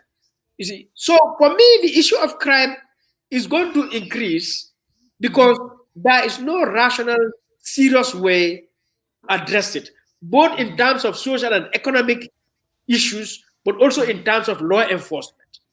So, and which is really a concern, because practically nothing has changed from the dictatorship to the present. We just using security, in terms of force, of visibility, I mean, put checkpoints on the highway anyway, and checkpoints are not permanent peace structures. Checkpoints everywhere are temporary, are there to address emergencies, disasters, conflicts. That's why you see checkpoints, in countries that are serious. But in a country in the Gambia, there's no natural disaster, there's no conflict going on in this country, nothing. Yet you position checkpoints all over the country for what? Beginning with Banjul, the checkpoint at Denton Bridge. What is the purpose? Really? Just enter Banjul, the capital city, you put a checkpoint there because that is where the state house is or what? I mean, how many cities in this world, what checkpoints do you go to, to enter Dakar or Accra or Abuja, countries which are more complex than the Gambia? Or what checkpoint is that, if you want to enter London or you want to enter Washington? Is that a checkpoint? So it makes no sense, Okay. But this is it. Okay, let me give you 1 minute break. Let me talk to Facebook community. If you were late coming in, don't be late next Sunday because we will pinch your foot. All right. So we are here with our special brother. Our special guest today is human rights activist Mr. Madi Jobarteh. So if you were just coming in, please, we have our special brother here. Educative. We are talking about burning issues right now in the country. But our topic of the day, our question is the Gambia better off now than 5 years ago? You hold on to that. You will hear that answer. I will also open the line for few calls. So the number will be at the bottom of the screen. +1 390 +1 678 390 0539. +1 if you are outside the United States. 678 390 0539. So keep that number. We will be moving so fast. I have one more question and I will open the line. Okay. So if you are on Facebook, follow and like our page. YouTube, give us a shout out. So we appreciate everybody. Mr. Jobarteh, since we are on the topic of security, the security reform, we have seen perpetrators, TRRC, perpetrators that are still working in our system. What do you think about the reconciliation that should be occurring by now? Well, the TRRC process is such that reconciliation and the other measures, um, let's say prosecution or even amnesty, are expected to come at the end of the exercise, Okay. because there should be a report which will make recommendations. But that notwithstanding, I think the TRC provides that as it is going, we may have perpetrators who may wish to apologize to their victims, and by word or visiting them or maybe bringing them to the commission is all reconciliation, and so that is provided. And I think we've seen few of that instances where some people sought apology from others. Um, I think the concern really is the fact that we still have perpetrators still in the government. And for me, really, individuals adversely mentioned in the TRRC process should be given administrative leave, pending the conclusion of the TRRC, um, especially perpetrators that have confessed to actually committing crimes, human rights violations, should be given administrative leave. But also, I think certain institutions, um, should have been suspended or closed down, such as the NIA, given that the NIA was the foremost crime scene during the Jame regime, and practically everyone there, for me, is more or less culpable. And so my expectation would be, since 2017, Barrow would have closed down the NIA, put all the staff on administrative leave or suspension, whilst a management body sits there to make sure the place is preserved, the place is, audited, to make sure all the files, everything is kept as they were, to wait for a moment when the TRRC would get there to do the necessary investigation and its report. Whilst in the meantime, the function of intelligence, an ad hoc body would be created, either inside the police or shared between the police and the military and so on, to provide that function of intelligence, national intelligence, during that period. But to let the NIA continue, particularly to bring it under the leadership of individuals who were senior officers in that institution at that time, and then to sit there and watch those individuals tamper, with the premises, as the current Director General, Usman Sor did.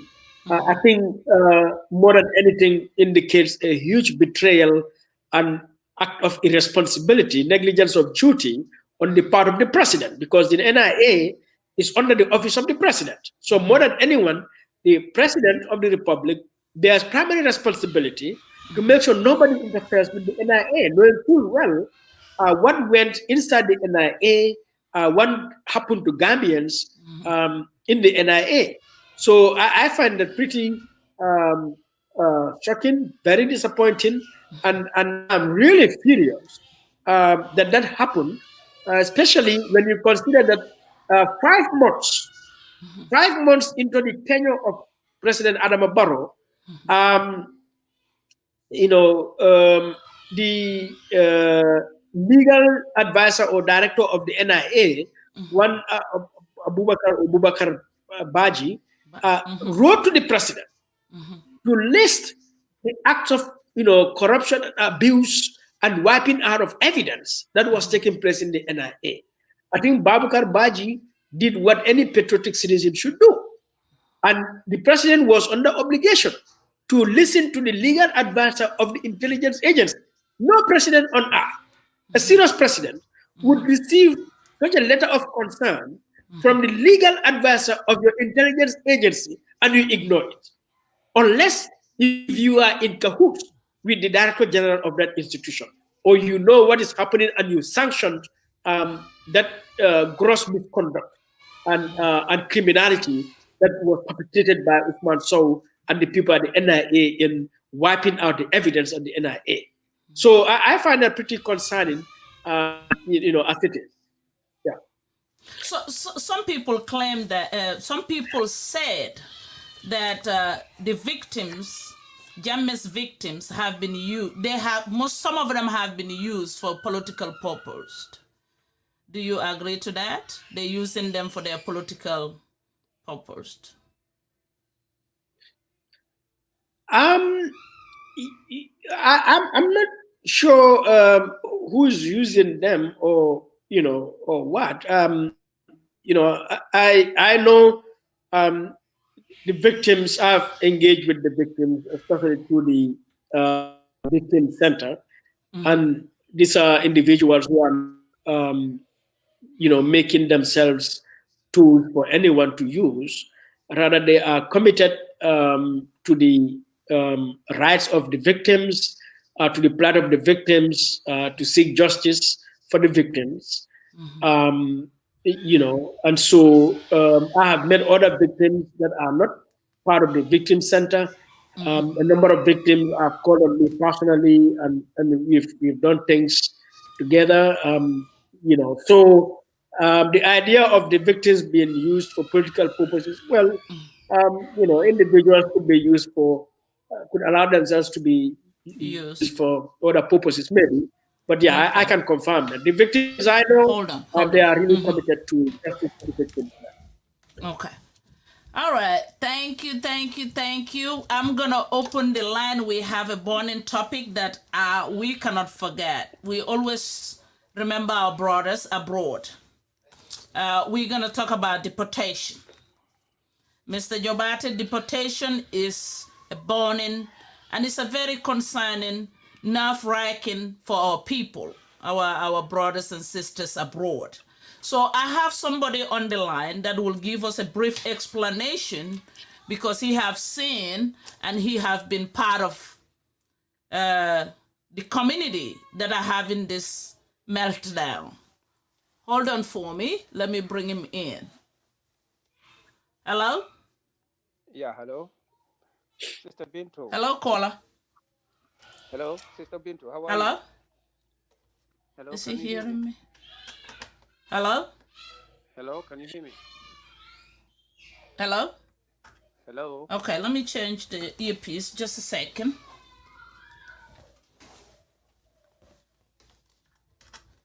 Okay, just give me a second, everybody. Hello?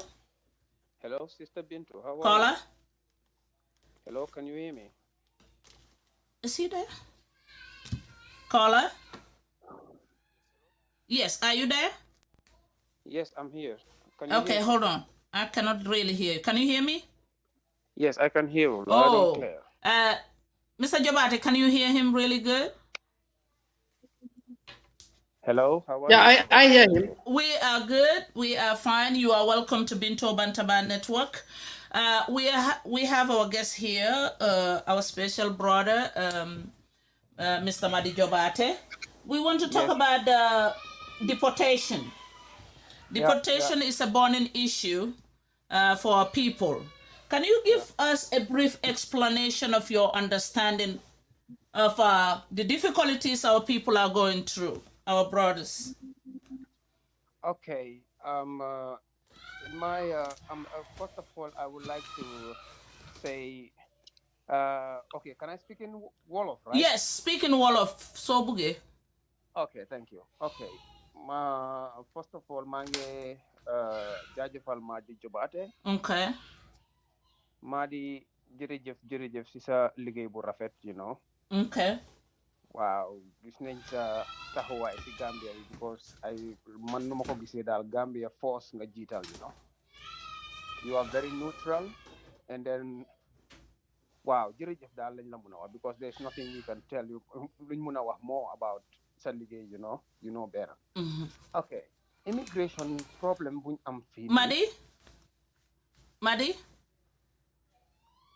Madi Yanko Dega, can you hear him? Yeah, I'm getting her.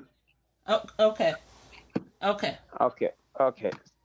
So mu ngi baax mu ngi maa dégg ci lo. Yeah, mu ngi laa dégg. Okay, great. So okay, immigration problem buñ fi am fii nii am man nag su den okay, awma problem immigrational problem. Nah. But I don't like to see some fellow Gambians ñu nekk in a situation boo xamante ni you know I cannot have it, duma ko dee mun a absorb, duma ko dee mun a digest, so okay, and then daf ma dee sonal waaye tam bu ma demee ma def suma analysis ma find out ne boy yu bëri fii nii xamuñ how immigration works. Okay. Understand nga duñ dee xam naka la immigration dee doxee. So because first of all su gaay dugga see Italy dañ dee foofu la dee dooree dañ dee joxe seen loxo seen fingerprints yi dañ ko dee joxe. Understand nga so su nekkul Italie sax di ka bool mun a laan su nekkee ne yow Libya nga jógee o Gambia nga jógee ak gaal di ka bool laan di ka boobu ñoo dee jël sa fingerprints yi ñu foofu nga dee dooree foofu nga war a signé sa asylum. Understand nga so soo signé foofu sa asylum di ka boobu dañ la dee advice ne waruloo faa génn fekk nga am kayit. Okay. So but situation bi daf dee hard ba nga xam ne booy yi ñu bëri duñ dee mun a toog benn place boobu noonu dañ dee bëgg a dem try feneen ñu mun a make a better living. Okay, def naa ko man suma boppa def naa ko ñëw naa ba Italie def naa yooni gannaaw bi ñëw naa ba Italie xam naa process bi naka la dee demee but man 4 months laa am Italie ma fayar suma ticket ma delluwaat back to Gambia because situation bi feebawul ma woon. Okay. Understand nga so ñu bëri dañ daan wax ne lan moo tax kii mu war a def lii nii mu war a jógee Gambia ñëw ba Italie mu am fi 4 months mu delluwaat Gambia but man suma situation dafa utee ak ñu bëri because man nekkul yoon bi dama ko defoon comme fond rek. I was having lot of money so because man 21 days laa am si yoon bi Gambia ba Italie. xam nga loolu moom xaalis bu tegu la tap laa dee génn. So what about the embassies, Gambian see their representation? Waaw loolu moom foofu lay ñëw nii so the thing is Gambian su bëri Gambian si seen boppa Gambian government bi man foofu laa dee di kaawa because xam nga comme dëkk bu amut embassy dafa mel ni citizen sami faale wut leen. waaye itam soo seetloo Gambian bi comme Madi lu moo analyse nii yëpp soo munta tekkiyaa sa kër naka ngay mun a tekkiyaa sa doom bugg nekk si beneen kër lu mun a possible. Understand so Gambian si amuñ ay embassies ay consuls yoo xamante ne ay Gambians lañ ñoo xamante ne ñu ngi nekk biir Europe fii nii di represent Gambian si. Understand because soo ñëwee nga am nga access Italie nga am sa kayit even though nga am sa kayit sax la dee allow pour yow nga génn nga dem comme for example nga dugg Switzerland soo fa demee ak sa kayit sax dañ la dee wax dellul Italie doo mun a liggéey biir Switzerland right doo mun a liggéey biir Austria doo mun a liggéey biir Germany. Okay. soo amutee kayit nga rëccal sa boppa comme jëluloo permission si border bi ne da ngaa dem Switzerland pour dem seeti sa mbokka oo dem seeti sa lii oo seeti sa booy yu bëri dañ dee sneak in ñu dugga soo sneakee in ñu nga dugga suñ la tiyee yow da ngaa delluwaat back foo jógee so man dama feel ne su nekkoon ne Gambian si amoon nañ embassy biir Italy or a consul a Gambian the most important thing mooy a Gambian because man Switzerland laa nekk but aw muñ embassy fii nii consulo buñ fi am German la soo demee Germany consulo bu fa nekk German la soo demee Australie kansulo bu fa nekk German la soo demee Sweden kansulo bu fa nekk Swedish la the same Swedish boobu noonu moo nekk Norway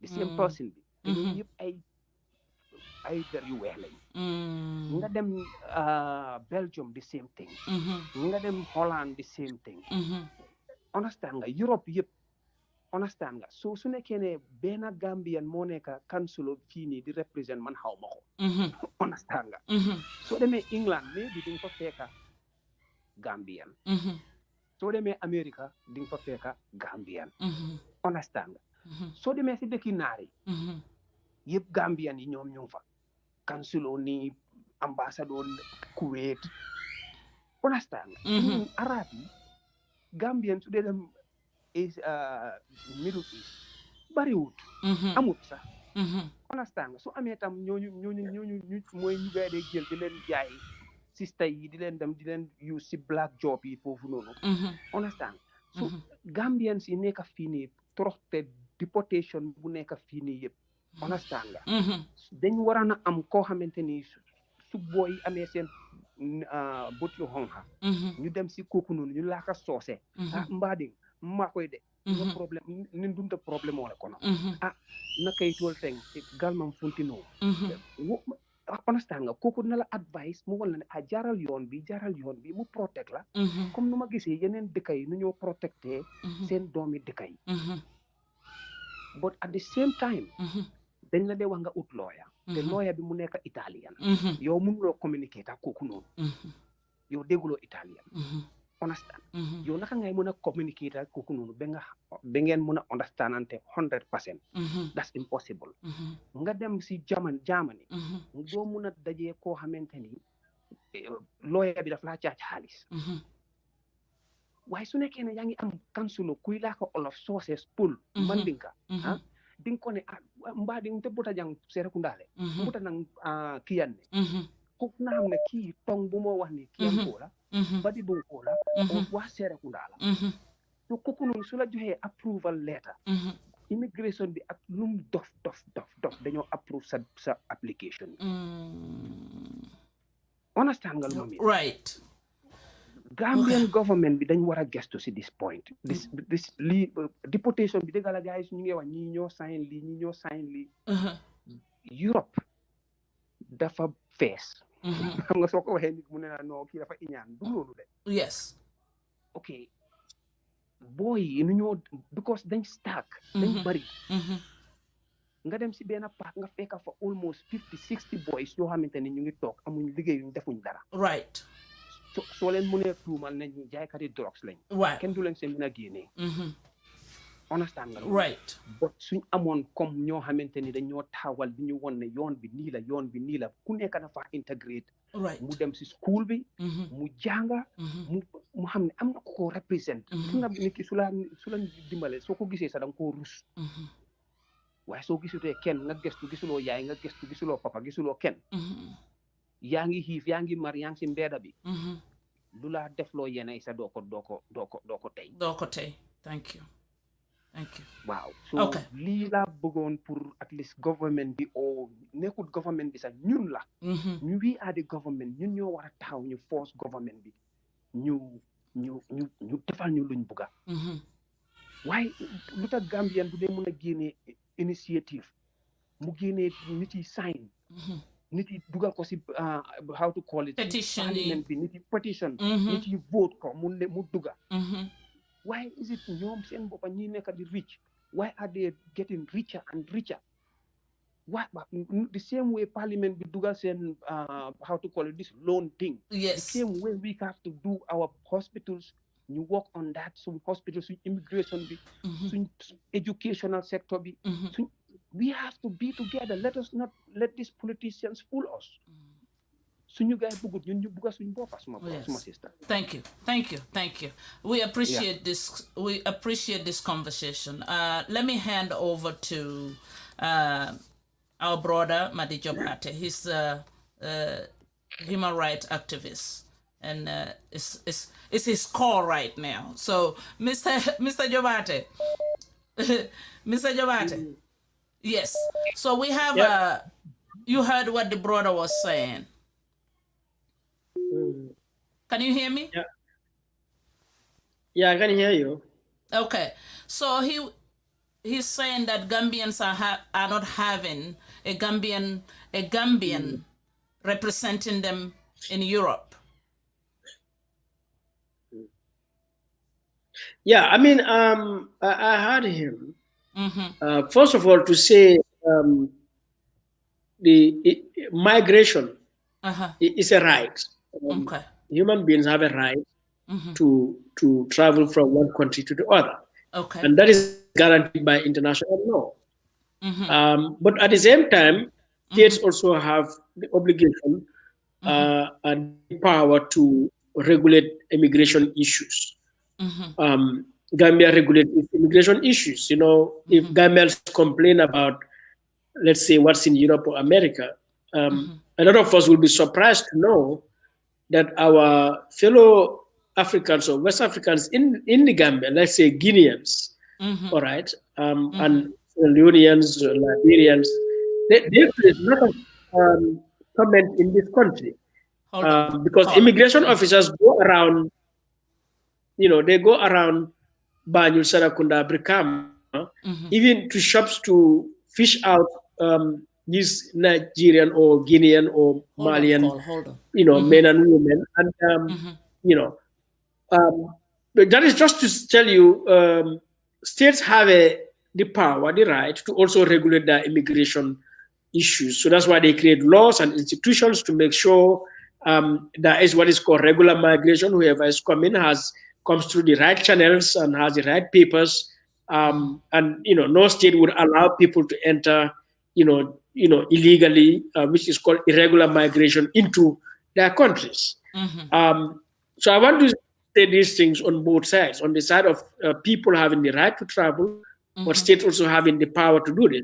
And we Mm-hmm. can disagree on the immigration policies of various countries. Some Mm-hmm. have very tough immigration policies. Others have, lesser tough immigration policies, and so on. Mm-hmm. Mm-hmm. Now, for the Gambia or for Gambians that are in Europe and other parts of the world, like any Mm-hmm. other government, there should be a rational way as to how to address the needs, the rights of your citizens in foreign countries. Mm-hmm. All right. Now that is expensive too because you may not be able to open an embassy in each and every country. Some Right. countries have that ability to do that. Mm-hmm. The United States has big buildings as embassies in probably every country in the world. Mm-hmm. Gambia may not have those resources or the need, to have a Gambian embassy in each and every country. So that Okay. there should be a rational way. How do we make sure we have representation in foreign countries Mm-hmm. that will address the needs of Gambia? All Mm-hmm. right. So in Europe, for example, I know Gambia, we have a high commission in UK. We have an Mm-hmm. embassy, I think, in Paris. And we Mm-hmm. have an embassy in Brussels Mm-hmm. for the EU. Mm-hmm. Now, what the gentleman is talking is Mm-hmm. a valid point. We need to have a Gambian representative that understands, that is part of us, who Mm-hmm. would address our needs Mm-hmm. as it is. And Mm-hmm. so for me, it is a matter for the Gambia government to say, Mm-hmm. okay, we have embassy in Brussels for Mm-hmm. the EU. We have an embassy in France. We have an Mm-hmm. embassy in UK.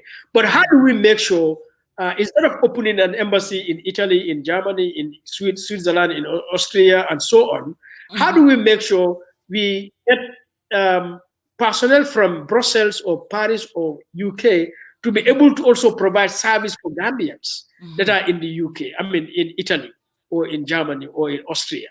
All Mm-hmm. right. How do we make sure those Gambians in Germany are aware of our Mm-hmm. embassies in these places and there's effective communication system so Mm-hmm. that individuals there will be able to communicate their issues and help can come from London or from Brussels or Paris to them. Paris. All right. There are other Gambians who are well established in Germany, in Mm-hmm. Italy, in Mm-hmm. Spain. All right. There's no embassy.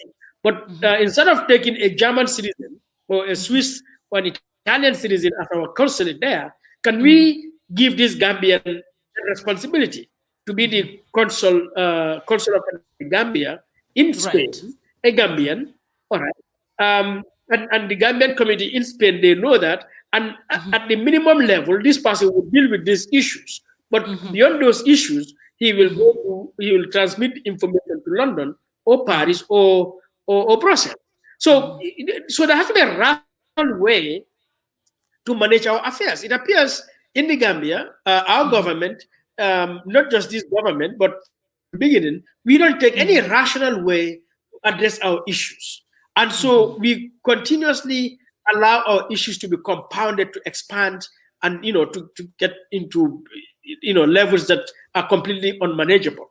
And so I think that is the way to deal with it. Because I mean, as the gentleman said, Europe, is tough, it's tight. He said it's full, because Europeans also. I mean, if all Europeans want to come to the Gambia, the way we are going to Europe or Germany, let's say, I'm sure you and I will also complain about it. Because it's our country. If we start to see every corner a European passing by, an Indian cutting across, or I mean an Arab going here and there, some of us may begin to build certain feelings, nationalistic feelings or so. So sometimes we also have to understand the reality. All right. That in fact, as I said earlier, these are political issues in terms of creating the necessary policies to address them. Because why are our people going to Europe and America and across the world? Because we fail to create the necessary policies, opportunities, services in this country. And we can do that. But that will require good government, that will require good leadership to also create such opportunities that a Gambian youth would not have to think about going to Germany, especially through the back way. But Mr. you Jobarteh, would have enjoyed all the opportunities. Yeah. Okay. Caller. Caller, are you there? Who is Sam Mendy? Okay, Sam Mendy, come on in. Mr. Jobarteh is listening. Okay. You are welcome to Binto Bantaba. Yeah, okay. Okay, come on. It's Sam Mendy on the line. Yeah. Okay, Sam Mendy, you are welcome. Okay. No, I miss. Anyway, I don't know. You are in the evening or in the afternoon over there. I was a little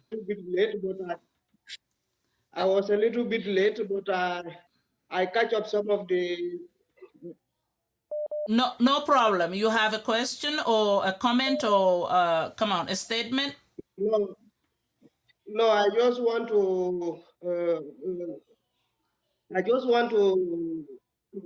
I don't know what to say. To address on the issue what Madi was saying, especially with regards to the MP services. Okay. It's very, very important. Like how he said with regards to when you want to meet your MPs of your constituencies, it is really, really, really very difficult, and the services needed on their area.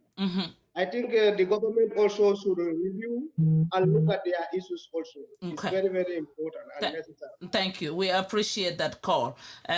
Sang, thank you so much. We need to consider our members of parliament, as he just said. We have to also take care of them. Yes. Mr. Jobarteh, Sang is supporting the motion that what you said about the members of parliament is right. Callers, you guys can call +167 839 00539. We are taking few more calls. You guys can call back, and we have a caller here. Hello, caller. Hello, Bindu. Assalamu alaikum. Todi Madu. Wa alaikum salam. Bakari Jamme. Jamme. Come on in. I'm calling from Germany. Yeah, I would like to share my thought in Mandinka. Oh, go ahead. Okay, Bintu Mbela Gessin Kontona Madi Jobarteh. Thank you. He's a very patriotic Gambian. Okay, thank you. And being a civil activist, nga admire Bakel. Because Singajaleko is always at the right point. Bukatara moka, bukatara fenke kam. But intebela fila madi nyole menke. Na comment ve kelamenti wala lafitale. Because Gambia surata sign thing. Ka namulu karandi on their civil matters. Okay. Because ntolubota era men kono. Na politiko ni nota numbakela na man politiko, they are not politically aware. Ke sambanya menna weyatinna hani bi ba systemole jekan andun tulla fita tul mem civil activity mele alonko isi multi moynole ye kuma ye finti ininna civic education ye mul karandi because television of mo be mbulden tul bu ko fon be moye but ye mul karandi ila politique nyala anin ya lonko mansa nata na banko kan aye promise ni nawo ake amake ila nyantolem pour yo soto na make nak abena temal bari ila nyantolem pour yo soto amanke ko aklima samen na dadle be sokala, but those are things that are lacking. So and something dul sulata aussi fallale na kebal na mol me alonko at least ila karango de setup bari non leader kana na ko ke me alonko be fake la on politics. Okay. All the member dia can regarded to your topics today. You know, abemu mansakunda tamarindingal in deportation on in other issues all because there are certain necessities thing also on the Bangkoka. None of us will live there. But na leader lekana yem fake yenyin lundi ikoyoko nyine nyinati na ya jamele nyinati barola nyinati dabola nyinati so and so forth. Those are just political words me along ka be hadama dingol filin dika because hadama di beje be do kulebe fen wa afrika along ko do man dingo nyimmen kadum ilan kodo ilan namo nyimmen kadum akadum man saya man saka wala ta ka mol jo wala ka mol do bar mol nyanna wala nyanna nam mol le karandila wala ya long ko these are civil issues mele along ko tul fon la right la manke ko barole nata jammele nata dabole nata mamale nata pour ka okay itol fon me alon ko le nyanta wala nyanaka bari nyi la tele Gambia be tembe da mento be na problem o nyimbe folole issues come one by one ta banola because problem is Gambia ni tele pour ye wuli educate towards politics. Okay. Bi dunia Donald Trump fela amamanta be American oli alon ko paleta ka bonde abuka taku ya bonde le nimmen nati ma kerek bari kana ne yela mo yala ko nga kurangole nati nga jiole nati nga nyine lo nga nyine keteng o mutela on right leti pour man say okay man say yana le price saf okay so bari itolle be mol mamande la mele alon ko tango order institutional me alonko they are responsible on educating people kam wol fanana nyantoni la tanan burol kaytandira wol dol nyanna lola le ngoli tandi because nyim mansa kundal ka ke nyame na Gambia wol buka silo ele civil society ning activistol ye pour futa media to public media to ye fa express ye hadama dingol karandi silo itandira sa no man keno bota era men kono be duna era kono be bola era do kono ngado era kono okay all right thank you so sa tra ye lo ku mole wala ye mol karandi inin civil organization ole nyom moy yo mol karandi mole because nyim membe ba be fo kanta be ta nata man sala bukata ku nakata ku nda fintila ndol men be fintila so ina beje baraka bake ma all right thank you thank you brother Jobarteh kola moy la ko ngambulo ka fudo manding bulo e ka fudo manding kanna molu karandi andun te fanam be fem fola o fanam fot tole because dole ka fola ko menna carte di la mansala because ala le o dinna ika ala use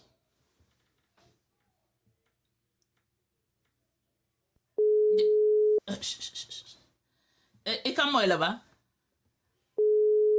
Yeah, but yeah, Okay, nga fala ko dole ba fo kan ne he ala le baro dinna sonte baro bondila ma fa nga baro bonde but we have to make the right decision nim baro wala nyanta kala hold on nim baro nyanta kala ni wala na right president no problem nin dole fana mun na right president no problem so nde I have to be very neutral but ka foko ala le man sadinna ite mina fort.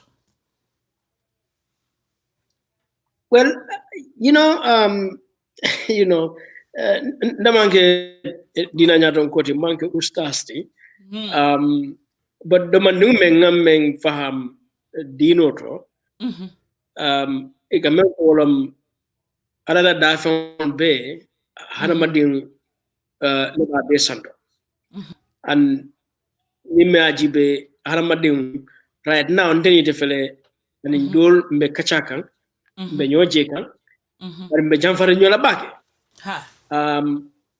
kolol ni sol ni jatol bu kanyin keno kabrin ala dunya la fosai so the ability malan ko nga sotom ni mbeke kan we ala la masa bare itandi ko ay fendada me doari nyamen ten bari nka mira sotom ka fendada men waratan telti nka fen mana men warata sembo warta molti ko samo warande jato hanamadu ka jato malayande aka samo malayande aka kulundila da ay kulunda da ne jaro londi jio kai ti ay ta majjo yaje ay internet da fumbe kelete so nimme orje e yanda men kana wolto comme hanamadu mu bunya fennete hanamadu mu fennete man ka sembo warta back and so niku membe onya hanamadi manyen nasona ko inyo hanamadi ye imanan kun koyte mu saji olati walante te mu birki dimolati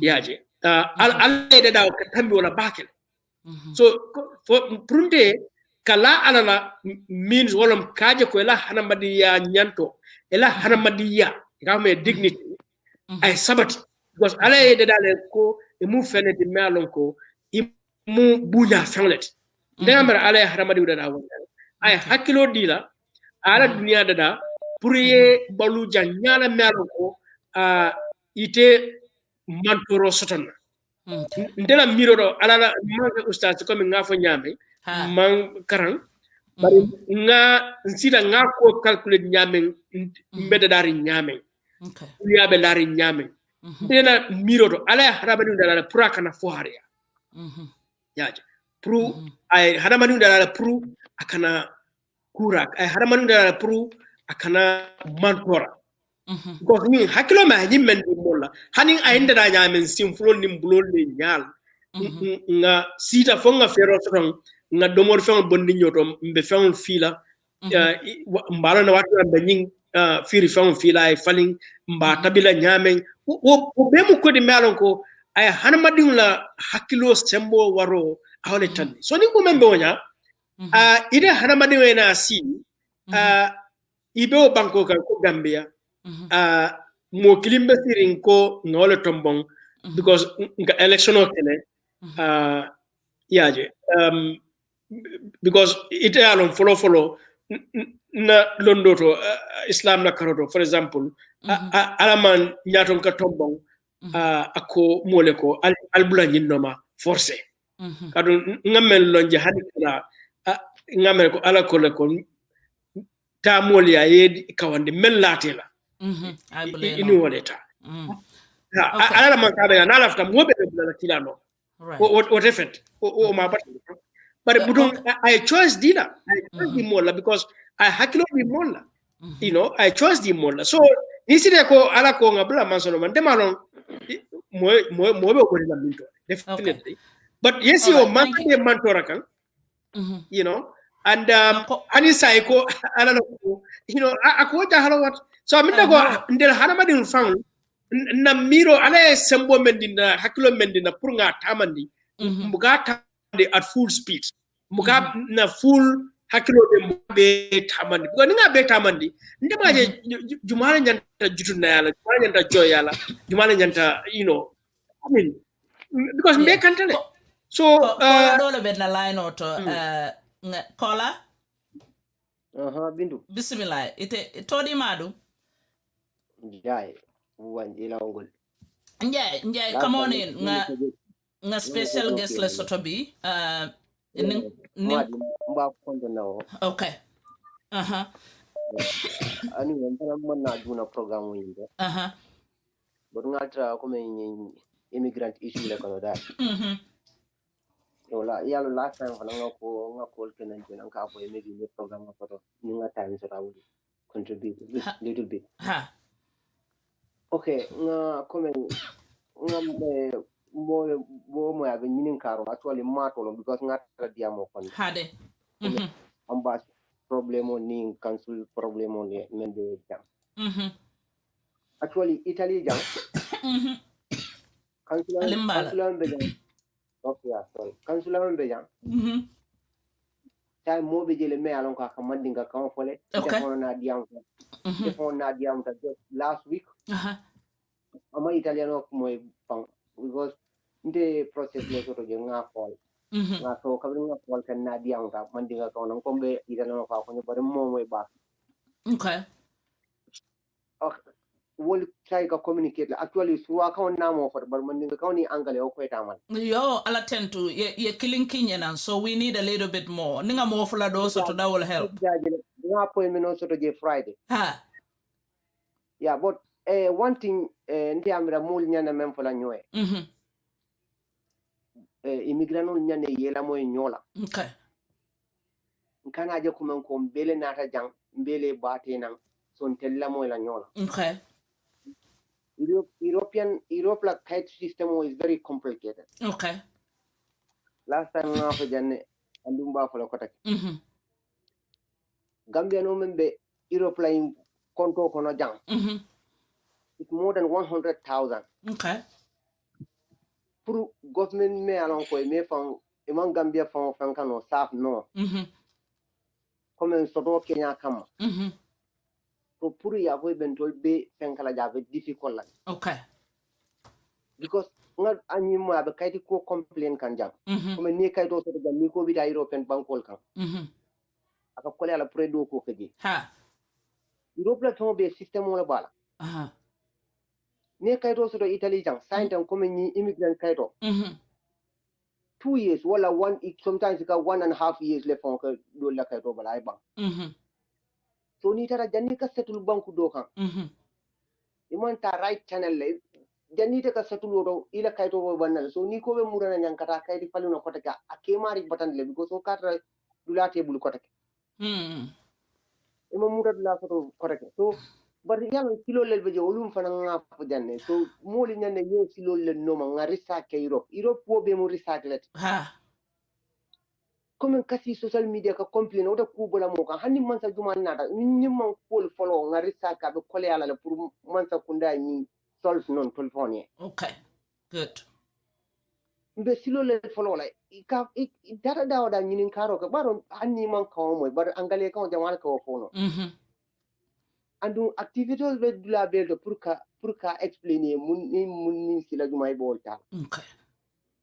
But ni bona Italy jayete dunda jamal lume olu ko o week ko nyana ko do sotla wala next week ite nyana ko do sotla.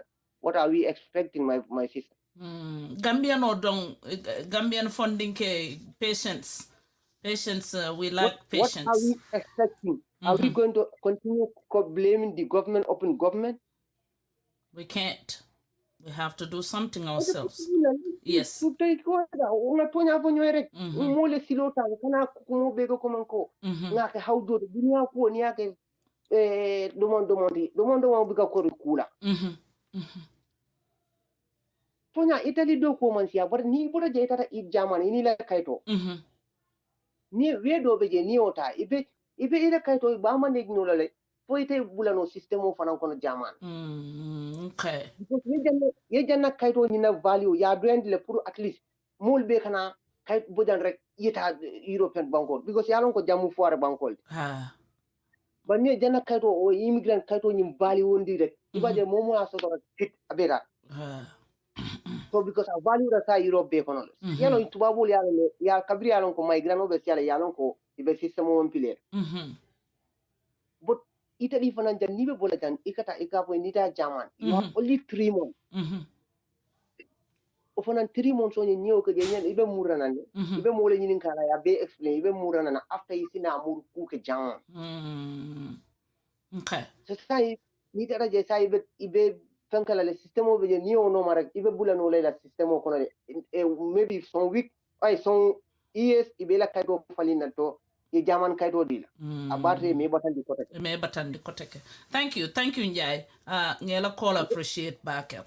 Yeah. So mo you. nyande yola no modal nga silo no ngalla moy nyola nga nyoma ko very simple. Yeah nga kana fo ko men ko be bate na nga nyola moy nga restart fanan. Nim bebe internet to le. Ha. Bebe internet to le. Okay. Italy jang to man ta banku do ba Italy jang ni ngo jube hani immigrant nine kaito le semu isela muso sama no ni immigrant kaito la jang Italy jang. Oh, that's good. Ko men bika silo lel folon ka hawji. Man patient. Bika ni karo falan ke bake man patient do ya babatale. Right. Thank you Njai. Thank you. Yeah. All right. Me one call Tala. One call that's it. Me brother nyimbulala meta line auto caller. This is the last call. Bismillah, Todi Madu. Okay, wali leti ya mbe jamani la. Bismillah, brother. Okay, alla programme nyimma be follow so nan last ngame moy wala mu nyimmi media mo gabe Italy. But for man of program nying is concerning about migrants or munebe caring ma isi a briefing you demanding because na demanding na soto jedoro. Immigration alla migration o membe alla je Gambian ol ka deport. Thank you very much. Yes. Yeah, I understand. Okay, sir, thank you very much. Okay. Mtel after from Madi Jobarteh, ñol si fale ya lon ne mumbe caring because mumbe caring fo nga fo ñoyenne. Gambia nol ni telephone di yalla ko membe lari ka ya fo. Kana taybe di amu naka kandila kumo fo membe caring. Okay.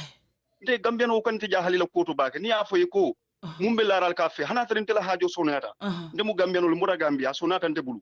Nyanta fo la membe caring. Okay. Ya famle membe caring Europe wala mu ko dolbi je mil yalon ko alay kol sonandi bulu biri nata Italy alay kol sonandi bulu kaytol soto so itol mantari do ko la Italy ibotat Italy tata banku dol kan bar ko ya membe gambianol kam bi binto pour ka fo ay sen ya wala mu ko gambiano mel yalon ko gambiano ni problème soto Italy o ya soto Germany inyanta mola jela me yalon ko ibetala je jamanol fon jamanol man problème soto de ika fo ne falla molle mel yalon ko bi ma koy la man sakunda ma wala provide Gambia di moy me yalon ko ni kumbo late ka o problème late ka beta men me ya fay ko ñine be laring kan ko like example natare koy la kayto nati pour ka do ko ke o ka termine soto ko ka fonko soto appointment soto ñende tala men ya pour ya fay ko appointment dinna pour ya kayto di lay continuer do ko la Gambia government fa mo la provide killing c'est ko li ñi menga kol ka ñinin ka atasi adresse o fond di no la bang because ntema Italy lo mbake but adresse o fond di no la mi alon ko nin kulata Gambia dingo kan asita no je ayala problème o fond no je c'est ko li fana binto lafta ma di ñol be mel lo wolum ko ibe do ko la imang ina mana hani tumboy ma fa imam dun train kono imam problème o kos yete la do ko stop iko yete do ko kele mela kaytol nati andu yete na mana problème mo be wano photo abe borla silo ka nyamata problème o tala ibuka kuma fola so même to nyati dro ka fo ñoy wala ko ndol la man sakunda yen tol fayle fo jele fo yem fayle mam muta fenti ni fata jang ila kube fambulu ni sasata jang ila kube fambulu ni ala man dabe fo ni badi ngol bande si kuma klim fo migrant nol wo migrant ne ko sonade kana media to bela kuma fala salon ko lum yomal kiyam ala be konti bolale asonate te bullabe sonari ab kolari dol bi je ila molbe bolon kono le sungaro kana nyanta ke dañini nyanta ka kodo kiyen bolbe mira kana be do ko fon kala nyak adu kala bu jole ika renti jole ka tax jo problème mo be lari mol kan jabete fala ni ntenga do mandina fo te dol nyini nga problème mo be lari kay buka be fono so afo mo le finti yow dol bi je mel yalon koy kana ka foye ko abe larinten na saytaten ye kaytol le soto itol ma wori koteke ye kayto soto be do ko la karo ka do mandimbe dilay buka wori koteke ani media na tay te katale dro men diate ya fo je molle be jamel yalon ko ni tata milano lafta men fon lan men be fon be ko sonandi la wala mu ko gambianol mele yalon ko be journalist olite natare ko hanatare be Italy gambianol natali ye video mele yalon ko kala banta ite famo be kumbola ite famo be kumbola le ol kala banta le bu kala bungo kono dol bi je famo me yalon ko fata last week ay bungla gas pour bunge kandi gasol tata ayafa gasol nyina dun tala ayafa ate mo long ndol ka post le Facebook ko no pour dunia yaje yes so membe jabe bu ka fo non tengan tala fo alto onte man dum duma silala ndebe do ko la Gambia nata nga ticket nga visata ntamata bota sonata mbulle ntamata bot mengam fenke olum ko ya jambele taymu nga baka sol order from China, Dubai, Hong Kong ninge nati ka tax men jumbu ka fensoto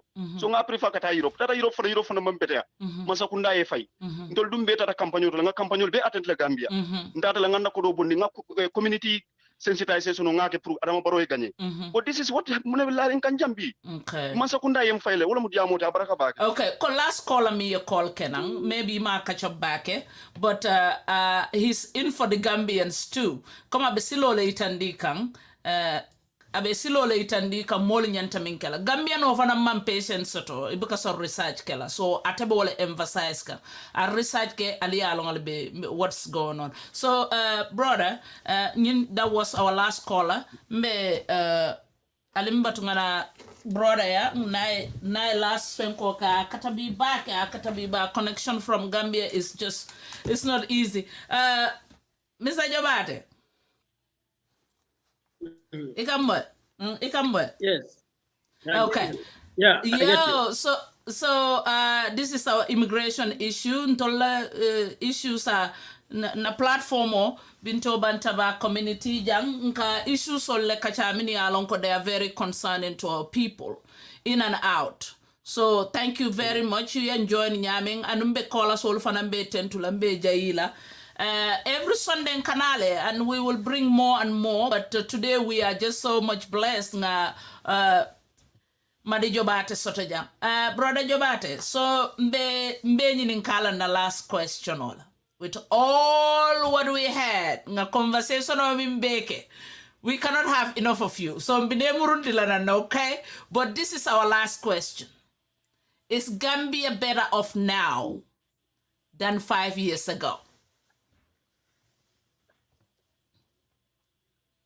Yes, Gambia is better off now than 5 years ago.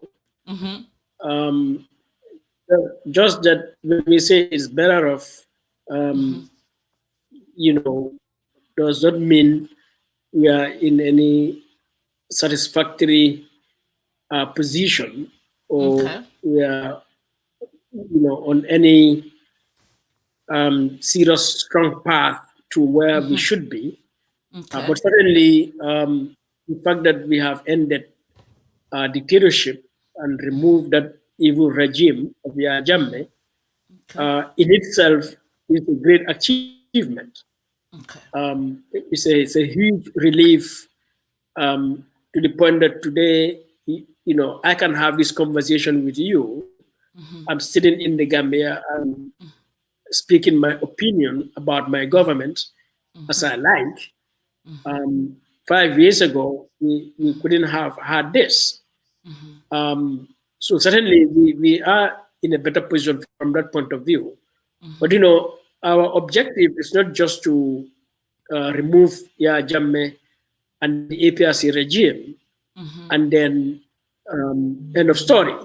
Our issue is to create a new dispensation, which would create a better environment after ensuring us the ability to express ourselves in this way, but would be an environment in which we would have a more honest, a more open, and a more effective government that is judiciously using our resources for the welfare of the people, that is creating the opportunities for our people, especially our women and youths, that is creating a more inclusive and equal society for all Gambians, that is putting the country on a path of real democracy and good governance, which means sustainable human development.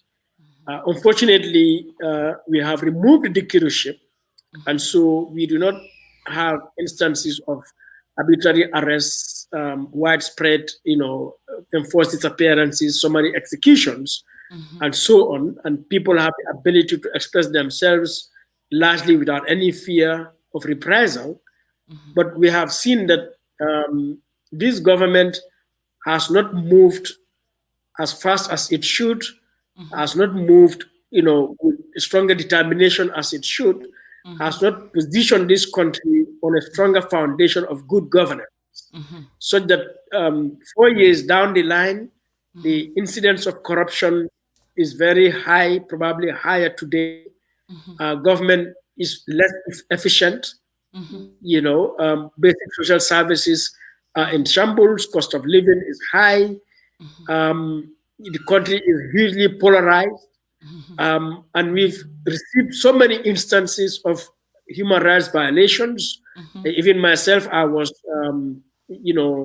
harassed by the police. So all of these are not desirable situation where we should be. And one can say it is 4 years since the end of dictatorship. Is that a long time? Or 5 years? I would say yes. Within 5 years, we could have achieved far more than we've achieved if we had moved, with strong, effective leadership. If we have, done things, with a lot of commitment and passion and patriotism. But unfortunately, we are not obtaining the kind of leadership we deserve. And so, whilst I appreciate the change we've made 5 years ago, I'm not satisfied where we are and how we are. And in fact, I think we have a lot more work to do today to ensure that we have a society that is governed in a very democratic way, in a very transparent way. We have a leadership that is accountable, and we have a government that is effective and efficient, which are all very lacking or very inadequate. And for me, that is a matter for all governments to address, because it is because of the problems here that you are also having problems for Gambians outside, especially in Europe. And we cannot solve the problem in Europe of Gambians in Europe if we don't solve the problem at home.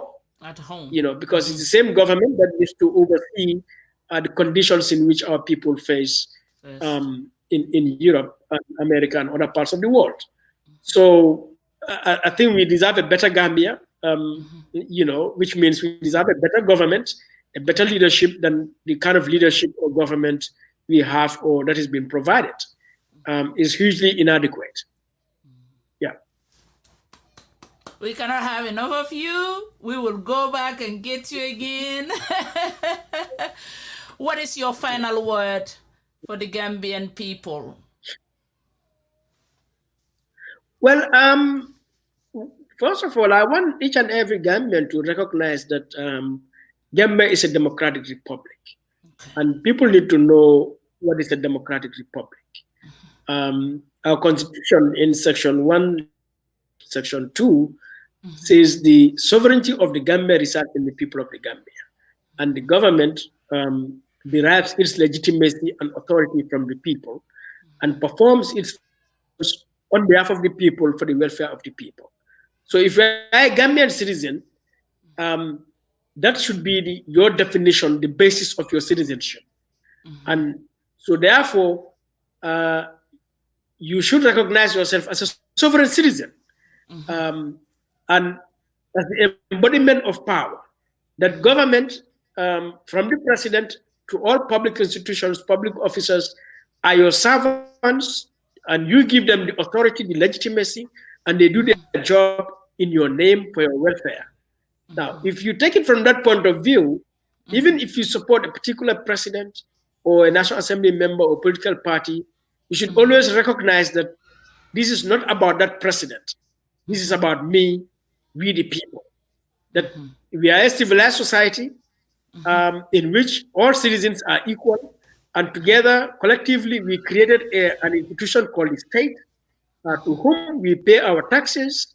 We've created laws to empower them, because the state can arrest me. The state is the one that has, the army, the police.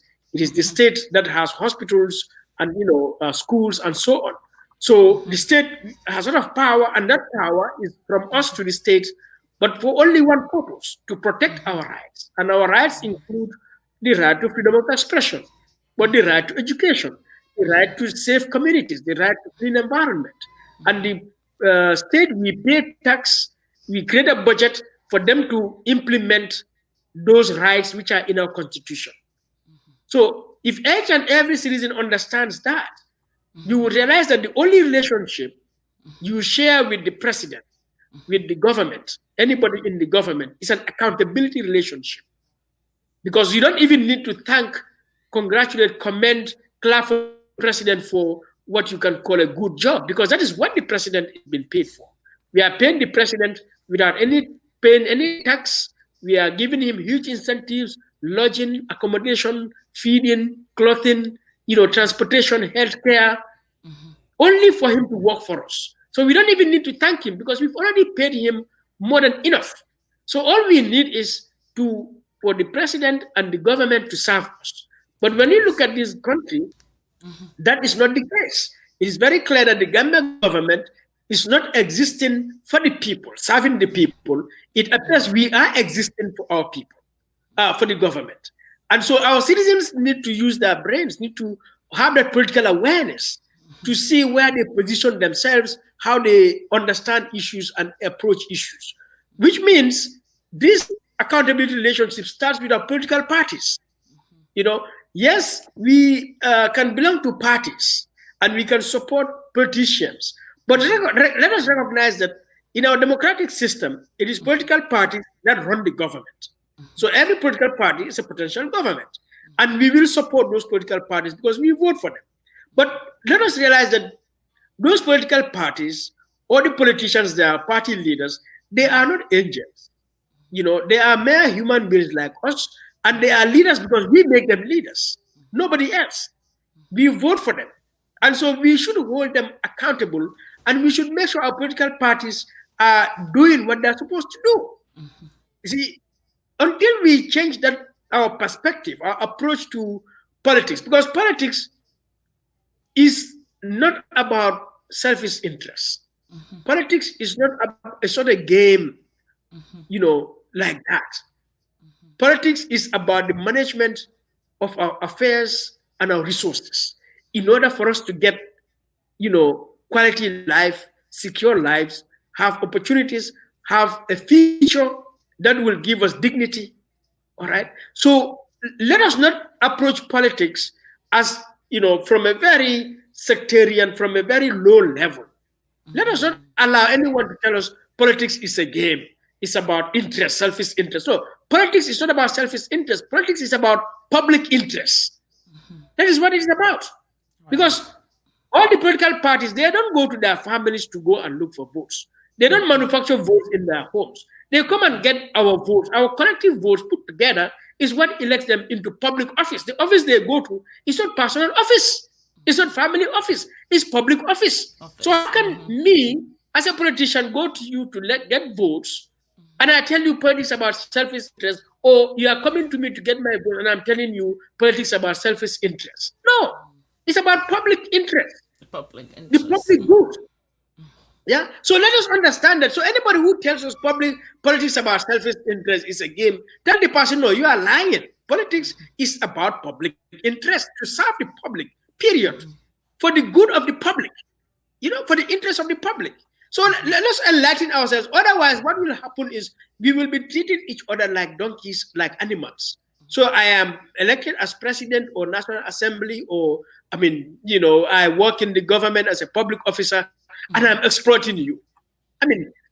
What kind of human being, would live that kind of life? I don't accept that. So even if my father was a politician, president, I'm going to hold him to account. Really. So I don't understand why Gambians are allowing these things to continue as if we are not full-fledged human beings with, brains to think. Like normal human beings. I don't get it.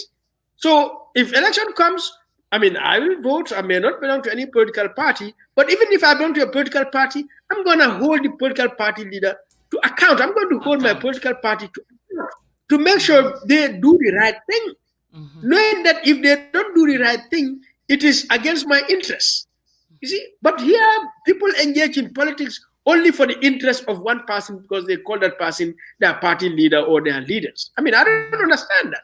Because the leaders, we are the ones who should consider ourselves as leaders. The leaders should be the followers. You know? So personally, I don't have any leader. I see myself as the leader, and my so-called party leader, the president, is a follower. He's supposed to follow me, what I want as a citizen. He's my servant. You know, so how can my servant be my leader? You know what I'm saying? So for me, the leadership is the people. You know, the so-called leaders, the president, the party leaders, they are servants, they are our followers. We should make them follow what is in our best interest as a people. You know, so this is what I want to tell Gambians. Otherwise, what is going to happen? We will continue to have political parties, politicians. We elect them. They plunder our resources. They, oppress us. They deny our opportunities, and we want to now run back to the back way, and we go to Europe and we start to complain about Europeans. I mean, those Europeans, I mean, we are there. For example, Gambians are in Europe. You are seeing how the Europeans are putting pressure on their leaders to perform, to deliver. You know, I mean, this is what we need to be doing here. Yeah, I mean, you cannot be here having the same politicians, yet you are just here. I mean, you have no job or you have a job. I mean, you sit without electricity, without water. Meantime, that president, that minister is in a big fat car, is in a house with air conditioner, with a generator. When there's no electricity, he puts on his generator, and you are sitting in a village, no electricity, no roads. I mean, and you call yourself a civilized human being? I don't get it. Really, I don't get it. You go drive around Gambia from Banjul to Passe, you wonder. I mean, I'm like, are we really human beings? Honestly, when a minister passed by, you look at this big fat car they are in. You and I are jumping in the gele. When it is rainy season, all our all locked with water. When the rainy season goes away, right now in this dry season, so much dust all over the place, sandy streets, and the minister or the president would come, we close down the streets. I mean, they have all the, space to move around and waste our time. I mean, and you are the owners of the country as the sovereign citizens of this country. You just elected those people, you appointed those people as your servant. I don't get it. Yeah. I mean, so I think Gambians need to respect themselves. People need to realize that we are the embodiment of dignity. All right? We are not slaves. We are the owners of this country. Because even in our constitution, all you see is public servant, public official, civil servant. You don't see their public master, civil master, or public master like. You don't see that there. So why do we sit here and act as if the president is our master, the minister is our master, the National Assembly member is our master, I mean, and so on and so forth. Why? Meantime, you are paying them everything. So sometimes I wonder what kind of human beings we are. And then we call ourselves to be people who are people, of dignity. We have honor and we respect ourselves. We believe in God, and we believe in our culture. And you sit there, some other people are treating you like a slave, like trash, like an animal. I mean, for me, then you don't believe in God, because if you believe in God, God created you as an embodiment of dignity. Yes, that is what God created us for, as an embodiment of dignity, of respect, and not to be, treated like how we are treated in our own country for 55 years. So I don't get it, So that's the way we are treated back home. But in Europe, I want to stand in America here and start complaining how they violate my rights. So it's sad. But we really, really, really appreciate this. We thank you. Anytime. You thank your family for us. This time you gave us is valuable to us. This platform is a tiny platform. We have our viewers. Gambians come here, we learn, because awareness is very important. We call ourselves, we're gonna be part of, we're gonna do politics. You don't even know left from right. So that's why we create this little platform to know people's opinion, human rights like that, our rights is very important. We want to know our setting of our government, what the government is doing for us, what the government is not doing for us, what are we doing for ourselves. So that's why we create this platform, and we appreciate you coming in. Keep it up. We thank you. Keep it up. We thank you. We Thank you. thank you. All right. Thank you. Okay. Thank you. Bye. Thank you. Bye. Oh my gosh. Hey, alhamdulillah. Go. Bye-bye. Thank you. Go. Madi, koto Madi kuke bi. I remember boile. What do y'all think? We learned a lot today. Now, not late. When you come in late, start over. You will see the issues we talked about. You know, nka faliele. This platform is nga issues sol kacha as family, as Gambians. Nge kacha nyoka. Dose kudo soto do kono. Atol mini betama dula. Deportation o muntola concern. Wala nka try nka sambana every so or every other so. Kola sol nga mini sambana mini calling kena ngala appreciate le. Ali alla contribution o minke alama ala alijo. I'm telling y'all. Alkana jutu alka minke. Momo itebe lo dula to dame. You just improve. Alinkana songa ngana baluoke ngata mahan fentun koma. Mtekela, we don't even have a legacy. You have to leave a legacy somehow. Dolma nadia mola dolse saferoke. Dolse aware, dolse telefono chikadorong. Dolse do kodo bondi dolma koi. Come the last time, Hansai, ni musolu, na sister minketa mbali nchamte, ay musol la wosi da fo lopitanoto. Na musol ka wulule, ikatu tingoto. De na nol bebulu. Na musol kela lopitanoto le ko hani darapo buka soto je. Na musol ikonna no sol man patience soto. Na iko yelo mankita. Na musol ka sola yelola.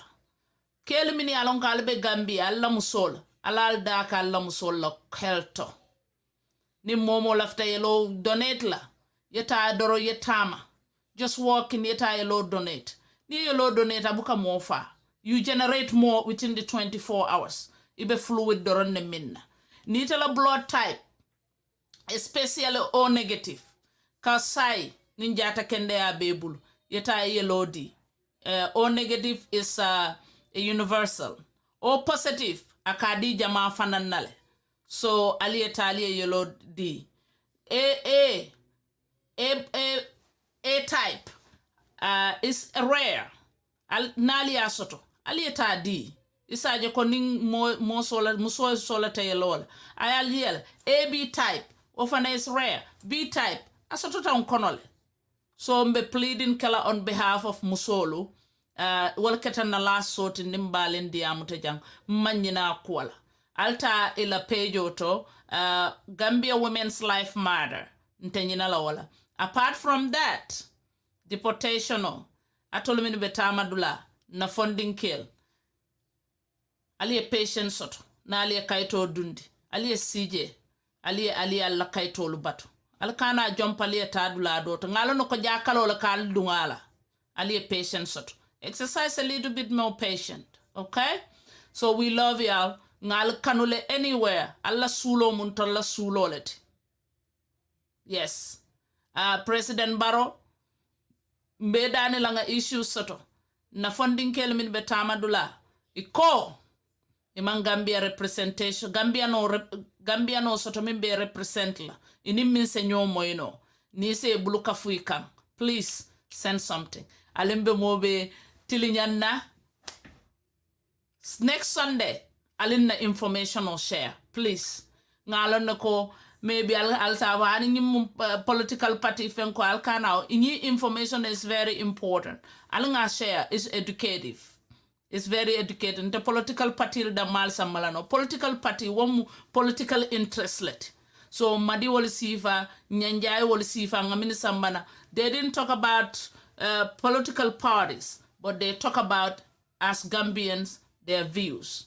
So you could be my next guest. You never know.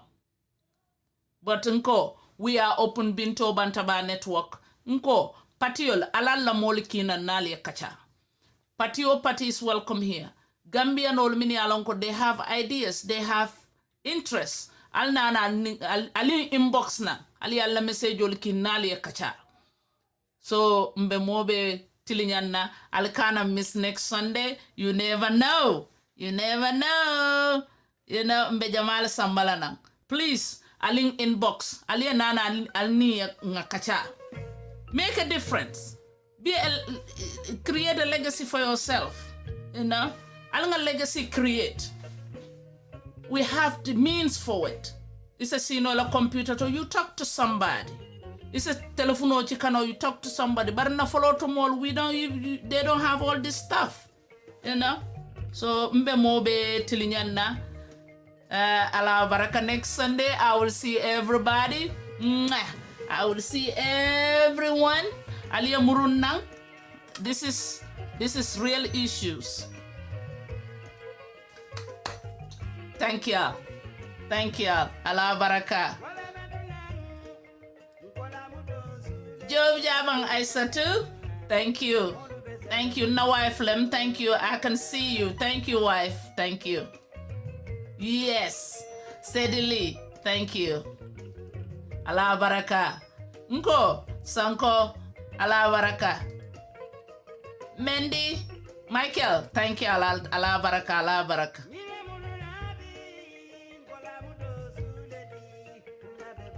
Ojang. Jamme ala barakam.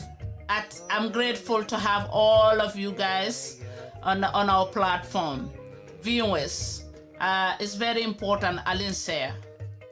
We are just doing this together. We can do without y'all. You know? Allah baraka, Allah baraka. Mbali bulala for next Sunday. Allah baraka.